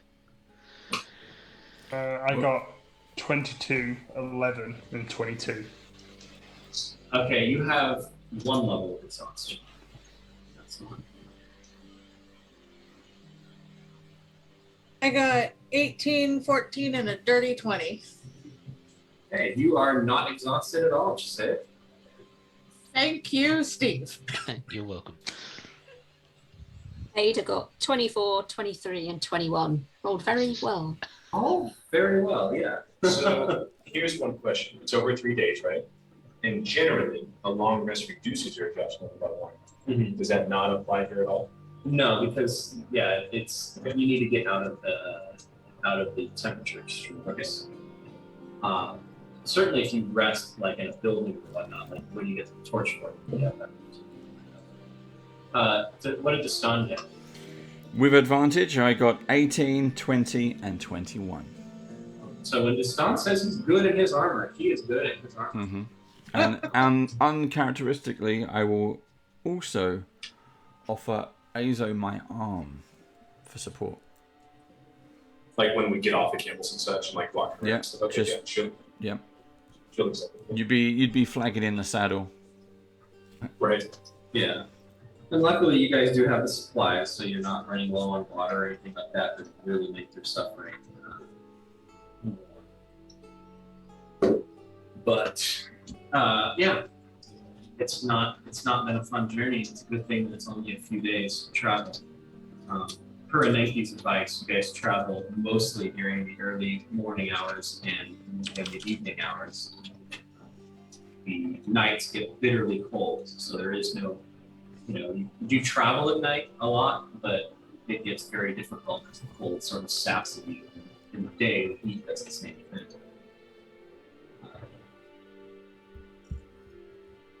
But you guys managed to more or less make it through the desert unscathed, except for Isa. And soon you approach the torch place, or the torch fort. It is a fort built very near the railroad, so that it can look out. It has clear sighting along both ways. Very advantageously placed to see any threats that might be approaching. But like most of the torch forts, it is abandoned. The railway, they build the forts extend the railway, and then they move along to the next one. They don't bother disassembling it because the forts themselves are just wooden structures, usually a wall, a palisade of sorts, and then some rough buildings for communal barracks and whatnot for the men as they work along. They need shelter from the sun, those that survive. So that's what you see as you move towards the fort. Is you see the wall. It does have a gate that can be locked, but these gates have been weathered by time and are sort of hanging askew on their hinges. Other than that, it's silent. No sound of animals. Desert wildlife. Stan, you have that device on your rifle that allows you to see further, if I remember correctly. I do. Could you look into the fort from here? See if there's anything moving around? Okay. I'll detach it and have a look. Alright, make a wisdom perception check. Advantage for your spyglass.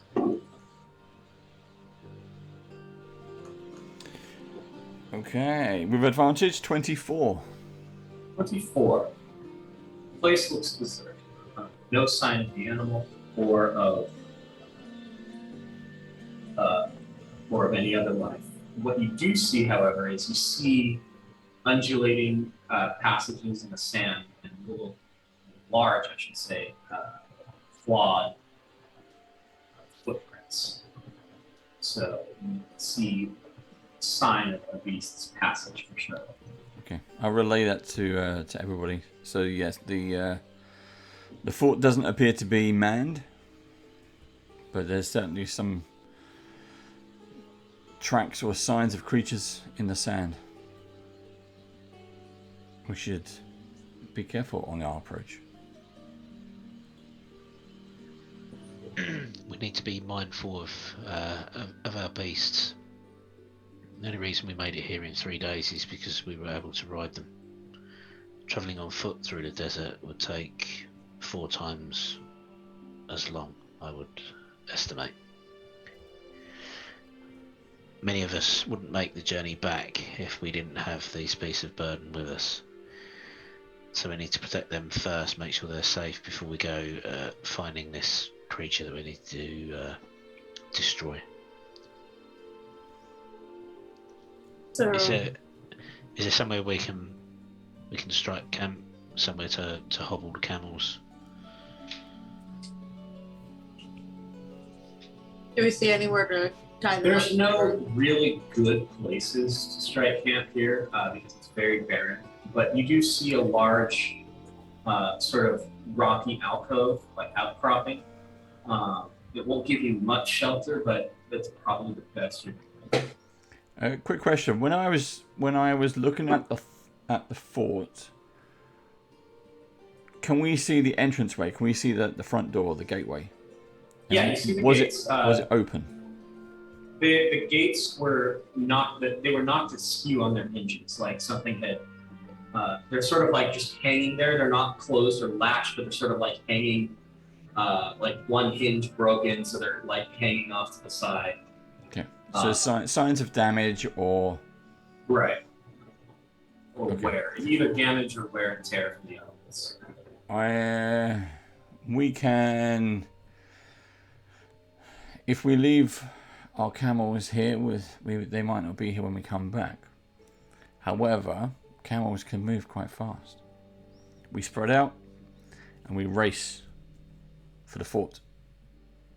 Is there anywhere I could set an alarm around the camels in case their area was interrupted and I'd know if something had got to them? You absolutely could do that. The alarm spell can certainly do that, but So I was just thinking, because I've got, so alarm, it can do on an area that's no larger than 20 foot cube. So maybe I could do like a circle and put an alarm, like a circle in the sand or something, or an area. Hopefully the camels won't move, but It would work if you tied down the cameras so they couldn't move. Yeah. So I'm not sure like what I could place the alarm on, if you know what I mean.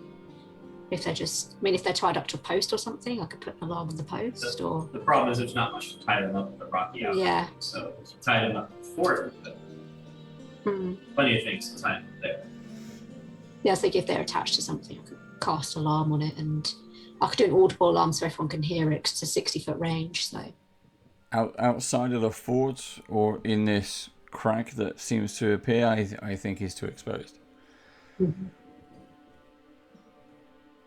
We should head to the fort quickly. To Stan, let me understand what you're trying to convey.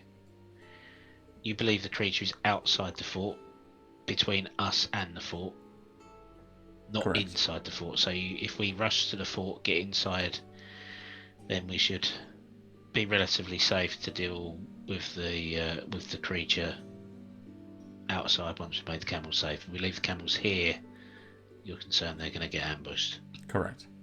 Okay. Then let's do what you suggest. Let's make double time to the fort. Try and get inside as quickly as possible. Close the gate. Stable So the you're camels and then face off against the creature. Race off across the sands, hoping We're not to get caught out in the open. spread out a bit, yep. And then Castellan might like this one. He gets to yeehaw.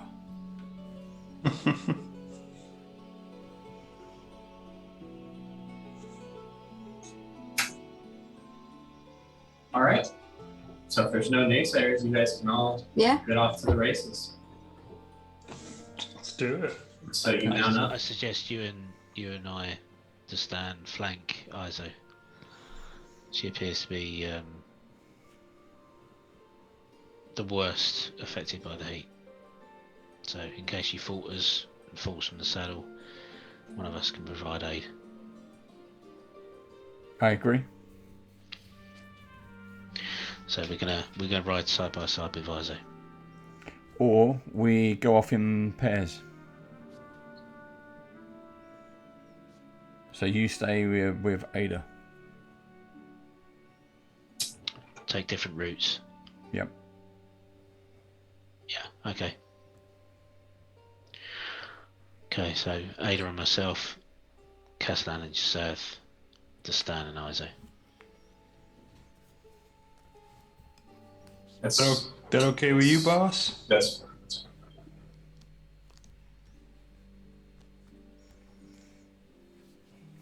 Izo's exhausted. She might not make it another night. Sooner we get to the fort, she gets some shelter.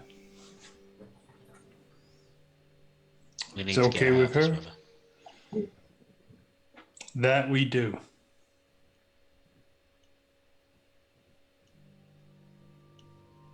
So off you go.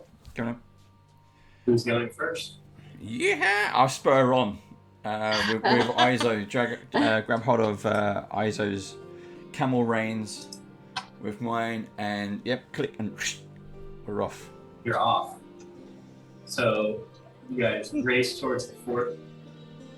Yeehaw! How are you going to get through the gates? Are you going to stop to move them out of the way, or are you just going to?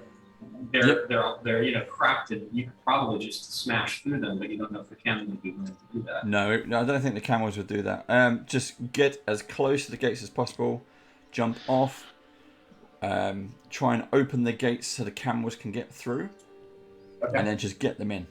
I can drag hold of the reins and just pull them in if I can. Could BB smash through? I could smash through Shatter, I think, as well. I'll just blow him off. Well, let's see who. So you're Basically, supposed to blow the bloody doors off. I have a gun. whoever gets there first opens the doors. Is this a race? Yeah. It is the now. races Yes. again. I mean, for Shatter, I have 60-foot range with Shatter, so it's a bit unfair. Oh, He'll be 60 feet away. So. cheating. So is that what you're going to do? You're just going to cast Shatter when you get near, and so that Yeah, within 60 feet, I'll blast it and see if it blows the doors off. But we kind of want to keep the doors. Oh, do we want to keep the doors? Oh, that's true. I kind of want to just... Oh, darn. Damn it. So then, just to make this easy, if you're not blowing them up, why don't you all make wisdom animal handling checks? Okay. And whoever gets the highest, you guys will get to the door in the order of whoever has the highest. Mine is not an animal. Yes, I mean, why don't you just make an intelligence Makaziki tool check instead? As you try to urge better performance out of Phoebe. Yeah, I ain't urging shit out of BB.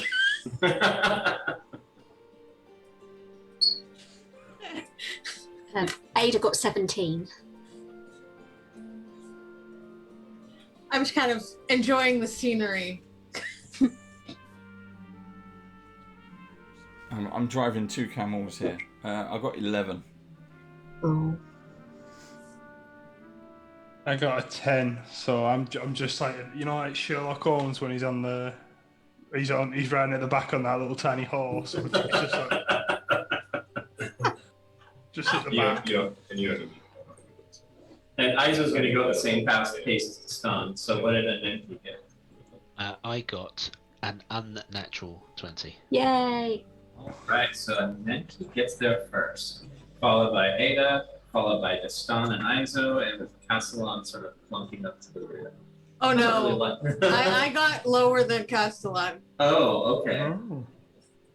So I forgot about Jose. Yes. So Jose, BB is maybe just hasn't had enough time to get repaired on this march. The sand's getting into the gears. BB's slowing down a little bit. What was that? I don't like sand. It's coarse and rough and Right, exactly. it gets everywhere. So Nenki, you arrive first.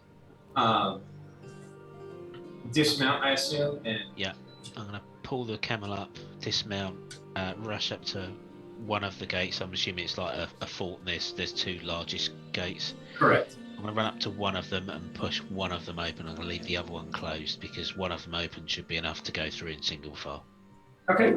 The hinges are rusted and it's not sitting right, so go ahead and make a strength check to sort of force it across them. That's only a 10. A 10, yeah, it's stuck. It's wedged against the ground. It's not really budging. You might need help for this one. Okay. I'll wait until Ada arrives. Okay, she comes, she's not that far behind you, just, a few seconds behind you guys. You'll need to help me open the door. Something appears to be blocking it from behind. In fact, let's try the other one, and I'll go to the other gate and try that one with Ada's assistance, please. Yep. So go ahead and make another strength check, this time demanding.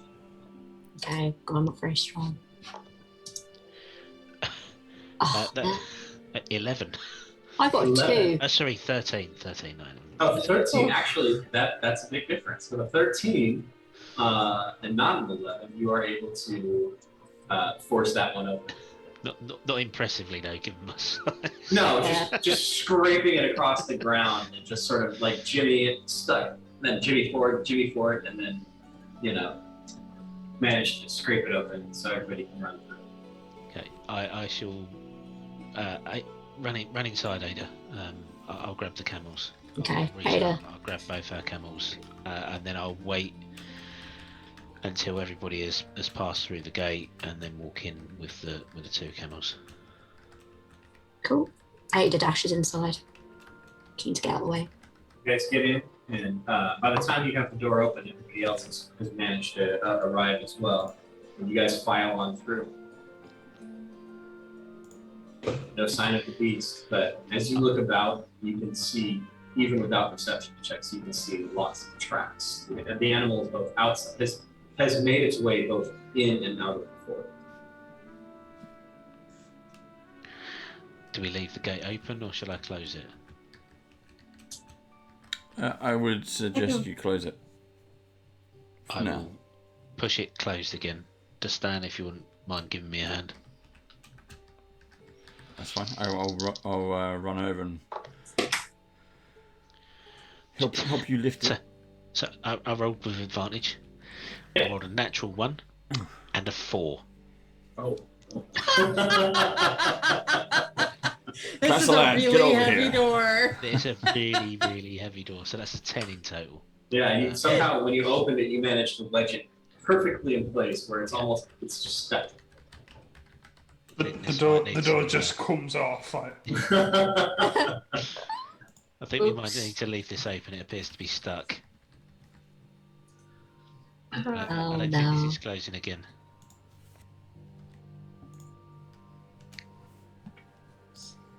Just do it again. Can the badger bot help us? Maybe just there's something to grease the hinges, yeah. Do I have something to grease these? Yeah, you have a magnetism toolkit. You can make a check to try and adjust the hinges. Well, what do you want me to roll? Just the straight. Intelligence. Okay. Toolkit. So it's intelligence with your proficiency bonus. It was 19. Okay. Yeah, with that, she's able to adjust the hinges a little bit, loosen them so they get a little more wiggle room, and then sort of grease the stuck part. And you're able to. You don't even have to make a roll. You're able to get it open, or not get it open, but shut the door back into place. If Fonzie hits it, just Yeah. Ugh. Thank you, Giselle. Welcome. You know, getting you back for the advantages that you gave me earlier, right? It's all about the teamwork. Yeah.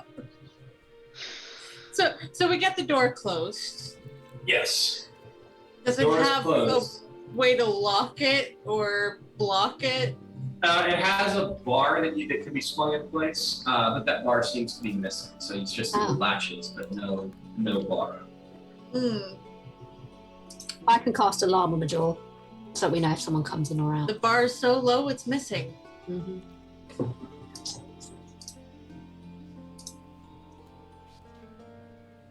So Lauren's going to cast alarm on the door? Yeah, I've got to stay within, I think, a 30-foot radius, but I imagine this fort, is it quite big or is it quite smallish? The biggest, it's a small fort, but much bigger than 30 feet. You know, it's enough to house several buildings. I'll cast it anyway, because it's not like it's a concentration spell, so that's fine. Okay, so you cast alarm. So, yeah. Mm-hmm. I've got 50 feet of rope, so if the latch is on the door, assuming there's like a latch on each door or a bracket on each door. I'd like to wrap the rope between the brackets on each door. Okay, you can do that easily. Yeah. You can use it's a lot more awkward than a bar that just can be raised and lowered, but you can definitely tie it shut. Yeah, I'll do that. So, and then he ties the door shut. You guys now need to find the sound. Well, I think should we let's stable the camels first. Mm-hmm. We don't want to take the camels into combat with us. There's several buildings on the map. I don't know if it's the map visible. There's several buildings in the Torch Fort, in the erstwhile fort. One of them definitely looks like it's been used as a stable, and you are able to move along the path. If you guys look at the map, you can see where you are sort of grouped up. And building 2 on the right-hand side of the map is where the stable is. Okay. Okay. Was that the one with the clock tower? Yep. The one. Okay. Right. We take the camels inside there, and that's where we'll leave them. All right. So you tie up the camels. And as you finish tying them up, what are your passive perceptions? Ada's quite high. She's 16. Mine's 11. 14. Oh, So 14. 13. 10. So does not affect that. Check its Stan? Sorry, say that again. I was just trying to sort out the music on the map. Your passive perception. Passive perception.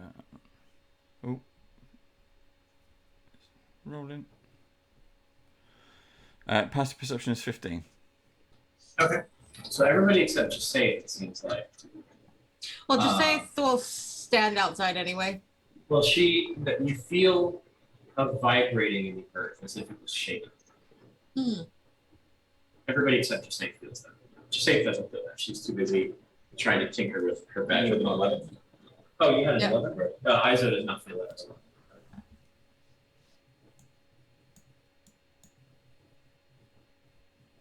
Something. She does not feel the earth move under her feet.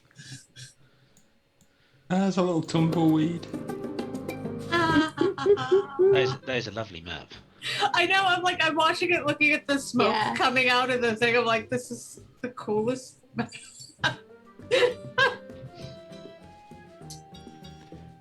Something is. I've got all kinds of music going on though. I feel a rumble. There's a rumble. I've got like a pub. I don't like it.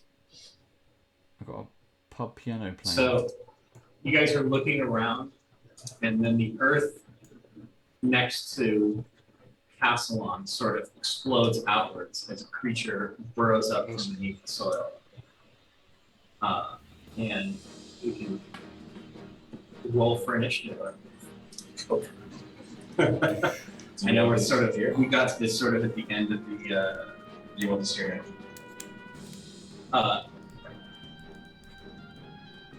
Yep. He's also straight profit. Sorry, sir. Yes, unless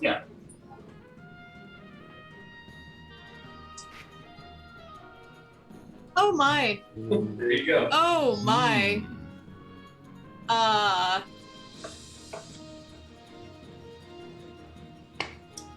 Well then.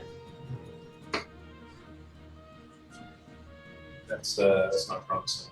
Is an initiative roll an ability check? it's a dexterity roll, so yes. Right. So let's write. I'm sure it's been asked a million times. Initiative rolls for dexterity checks. Yes. Okay. Cool. Then, so disadvantage. Yeah. Cool. Super fun. Okay, exhausted. Everybody loves It matches how I feel in real life right now. There you go.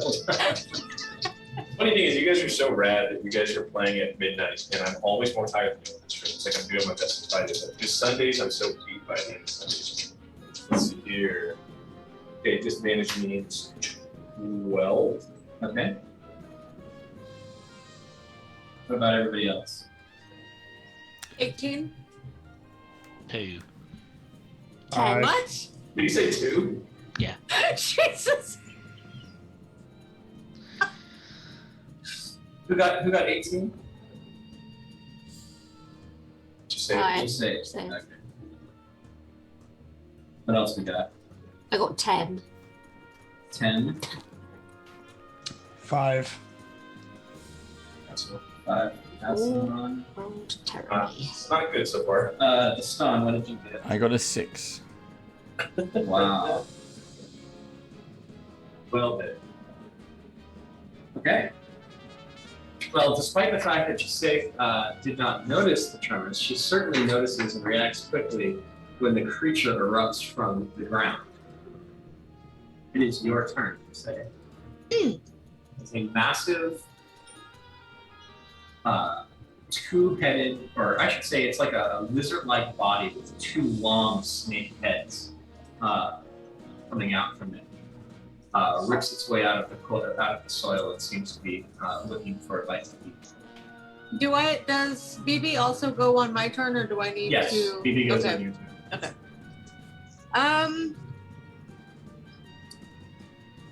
Wow. Well, I can draw my. Yeah. I didn't have anything out, so I can draw my gun. And what is that thing? Sorry. What is what thing? The monster gun. What was it? It's called a Zahak. Zahak. Okay, so this is the snake thing. Yes. Fantastic. Can I shoot in the same round, or do I need to wait? Yes, you can shoot. Okay. You just, yeah.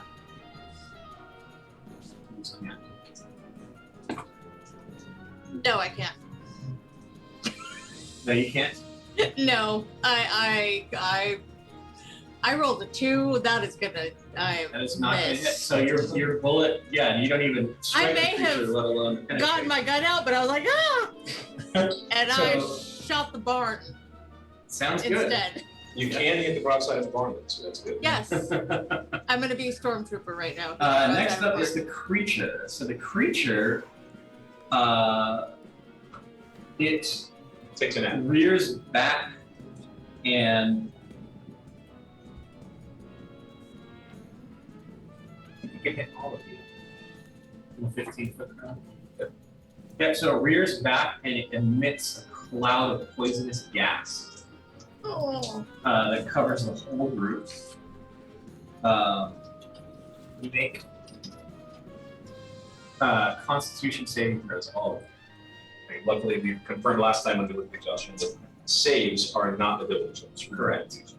Oh, right. It's a save, not a check. So Ada got 15. Natural 20 coming through. It is a 9. So what saving throw is it? Constitution. Constitution. I got 16. 15. Daston got 5. That's time to have 5. 16? 16? Mm-hmm. All right, those of you that rolled 15s and 16s or higher are unaffected. Those of you that rolled lower than that, I think there's only a couple, now have the poison condition. So no damage, just the poison condition. As you feel sick and nauseous. As you feel sick and like you want to puke, nauseous. Nauseating. Nauseating. Remember we There you talked go. about this? There you go. Feel nauseated. Thank you, Anthony. Nauseating doesn't exist. No, it's the poison condition. Oh, the nauseated. Poison. There we go. There you go. Disadvantage on attack rolls and ability checks. Well, hey, I got double disadvantage on ability checks. So yeah, if you are poisoned, you have disadvantage on ability checks and attack rolls. Cool.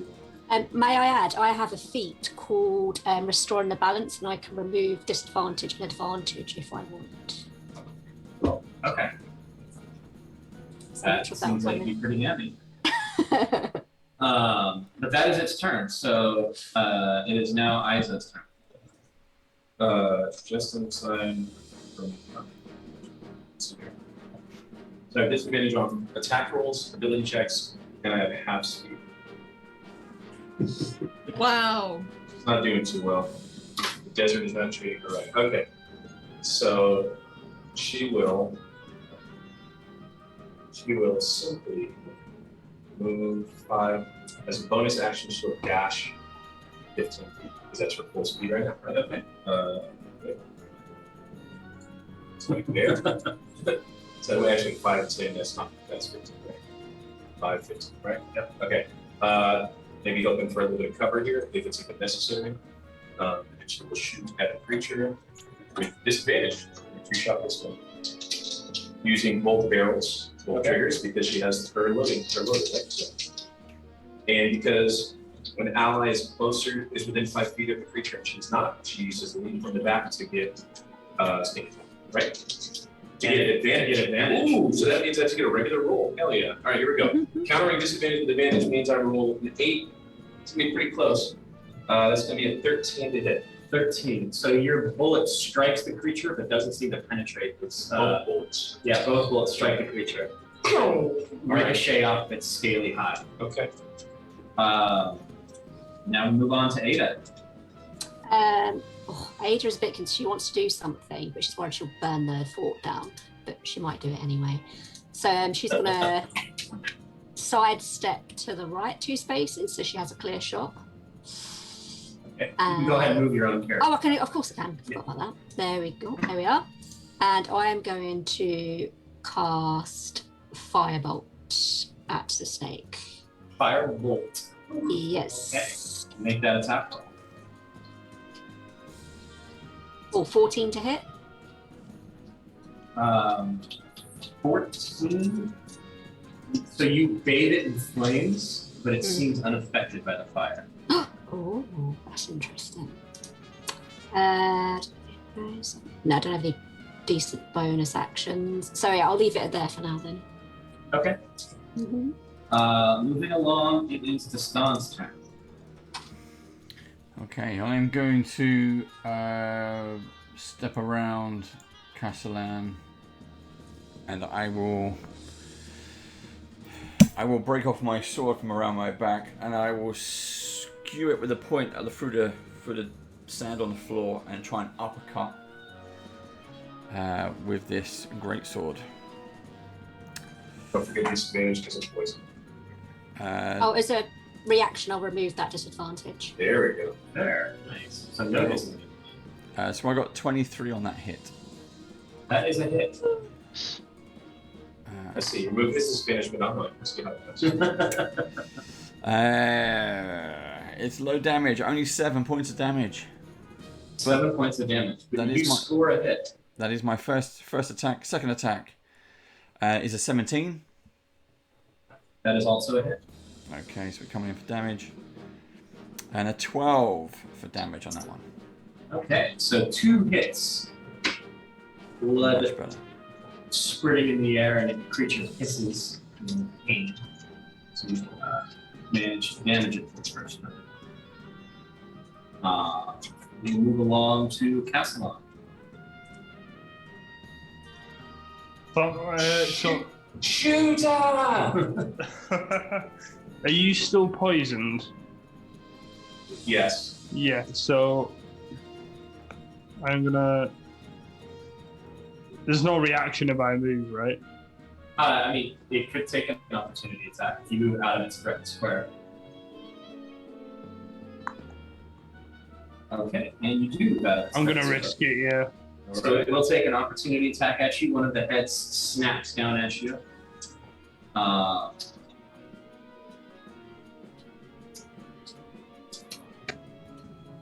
What's your armor class? 11, I'm squishy. You are squishy. So it actually, as you try to leave the. No, do it. No, go for it. I'm just saying. Okay. As you try to leave from 10 feet away to 15 feet away, it manages to bite at you. And when it does, it holds you in its mouth, and you are grappled and restrained and cannot move. That's what I knew he was going to freaking say. So yeah, cannot get to him. So you go to sprint over to ISO, and the thing just goes like this, down on top of you to grab. Great. So you take 15 points of piercing damage, and you're restrained. That's more than half of my life with that. Don't forget, everyone has 8 points of temporary hit. Yeah, everybody has 8 temporary hit points. Don't forget Oh. that. What was it, 8? Oh, 8 it is. Let me double check. It's 8. Yeah, 8 temporary hit points. Yeah. Good to know. So a little less damage. Moving along. Oh, so sorry, you're restrained, but you can still take an action. I can still. Oh, no, but I. So if you want to cast a spell or shoot it or whatever, you can still do it. I was originally gonna get rid of the poison on Eos, but I can't get it to her. I am gonna cast Spiritual Weapon which will form a bright shining like a phalite of a trident. Yep. And it's gonna go directly into go for the eyes of the one that's grabbing me. Go for the eyes. All right, go ahead. So the spiritual weapon forms the giant glowing trident and stabs down at the creature's eyes, or at least one of their sets of eyes. So it's a spell. 17 to hit. So 17 to hit on the spell attack. That is a hit. So go ahead and roll damage. 10 damage. Ooh, 10 damage. not bad at all. All right. So you may be grappled, but your spells can still damage it. So I was going to do lesser restoration, but it's a touch spell. I appreciate that. The tent. Ananki, it's your turn. Okay, so I'm gonna take the blade of my axe and I'm gonna draw it down my forearm, drawing blood. I'm gonna capture the blood in the palm of my hand. I'm gonna take a knee and drop that to the ground, and I'm gonna mutter a prayer to Andomniac and invoke the skin of the dead using my blood empowerment. Skin of the dead. Yes, let's go. All right. The others witness this sort of red dust that's almost like mud formed from the blood and sand mixture start to coat my skin. I'll then stand back to my feet and move in to a flanking position behind the creature opposite the stand. And that is my go. So I use blood empowerment, so I now have resistance to piercing and slashing damage, as well as being immune to poison for the next hour. All right. That's fantabulous. Great. It's always fun to awesome see feature. abilities you designed. And you can move your own token wherever you want it to be. Yeah, I'm gonna try and get a position directly opposite where the I stand was is. looking at the other. Yeah, and he kind of went up on this walk. The walkway itself is like you can step right onto it, right? It's like a little. Yeah. All right. Top of the round, just say it. I know we're sort of running towards the end of the stream. I don't know how you guys are feeling about pushing on past. How many more rounds of combat you want to do? Well, can we say that I had time during the trip to make another? Yeah, every array? morning you can make more of it. Assuming you're talking about the mini shop. I was thinking more the granados. granados. Yeah, you can manufacture one granado.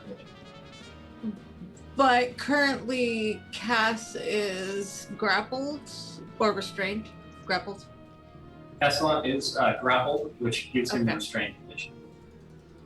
Yeah, we'll avoid throwing a granado at the moment. Well, it's actually so grappling is kind of weird because he's not in the creature's square. He's still 10 feet away from it, right? So the creature's body is in the square, but its head is grappling him from 10 feet away. So you can still throw it and you're not going to risk it.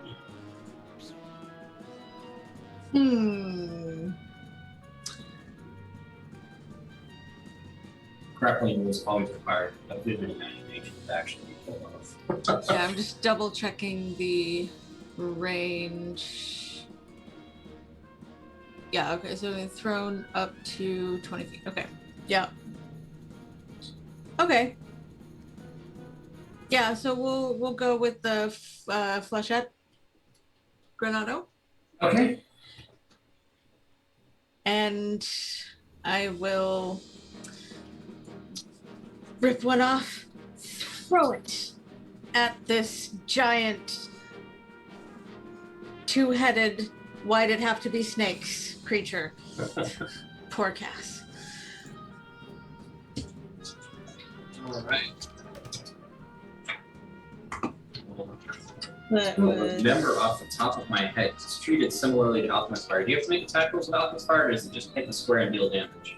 it is container housing through the action. The fuse can be lit and thrown up to 20 feet. So make a range attack against a creature or object. Yeah, just so treating it as an improvised weapon. So go ahead. Except it's not a it's a simple attack for me Right. because Yeah. I have Bombardier, Yes.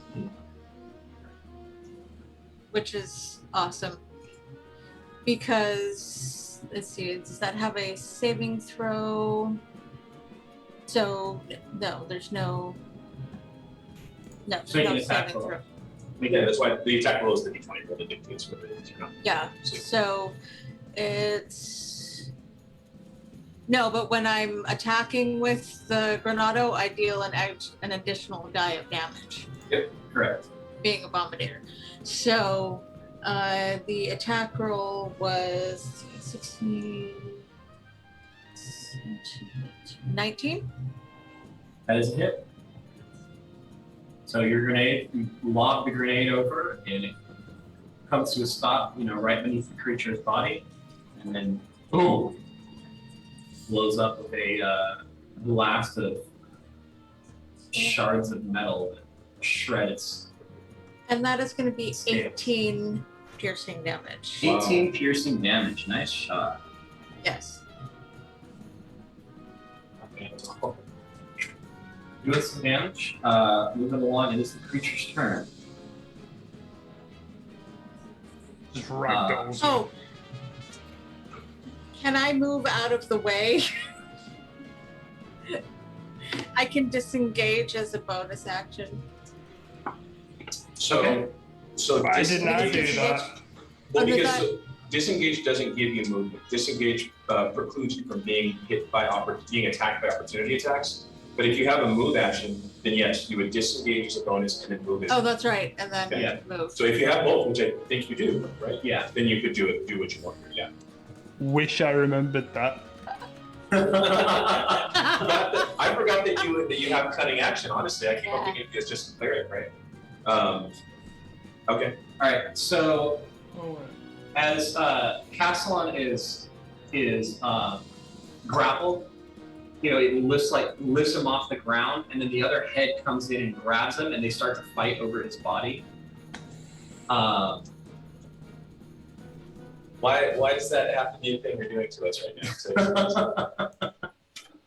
now? Castellan, you take another 16 damage. Oh my god. Oh. Are you still conscious? 16 damage. So it's 31 total, I think. 31 total damage. Well, because you took 15 last turn from the hit. But he had 8 temporary. Oh, 8 temporary hit points, so 7. So you've taken 23 off your hit points. Still up? Sorry, now I take 23 off. No, 16 for now. I'm so sorry, I confused the issue. From your max hit points, whatever that is, you should be down 23 over. Right. I'm not looking great, but I'm not looking terrible. Okay. Oh, that's good. You're still conscious. Okay. Still alive. So Castellan's still alive, and then one of the heads wins the tug of war and just swallows him. Oh my god, why? Why? Alright. This is the first time they've tasted mer people, and It's a delicacy. it's like Oh, sushi. That's horrible. Let's have alone. Sweet taste. Is that where you want to leave us? He gets swallowed whole? I mean, Don't you dare! I think that's a good spot to leave I it. knew he was going to do Oh. that. That's hilarious. I hate you right now, Dar. Awesome. So we will leave it at that. We will see you guys in 2 weeks, I believe. Yeah, next Sunday. Go ahead. Sorry, I didn't probably do this. Nope, you will be seeing from my lawyer. I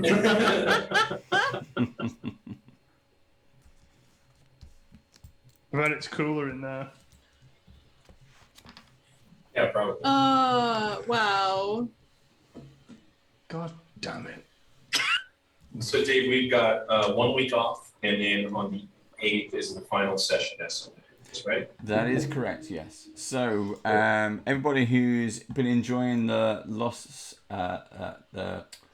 Lights series so far, this is part 3 of 4. We won't be here next week because we'll be some of us will be up at the UK Games Expo up in Birmingham, but we will be here the week after where we get to finish this story. Now, if you do check out the links in live chat, Steve just quickly put one in there. We will leave you with the trailer, But do check out the Kickstarter. It's a beautiful book that they're coming out with, and it's a beautiful piece of lore that they're trying to kind of encompass into this. We hope you've been enjoying the series so far. We get a lot of good feedback on it. So we'll see you again in about 2 weeks. As I said, I'll leave you with the trailer. Till then, Thanks see you so all. much, all. Thank you Appreciate so it. much. We appreciate it. Bye. Bye. Bye. Bye. Awesome.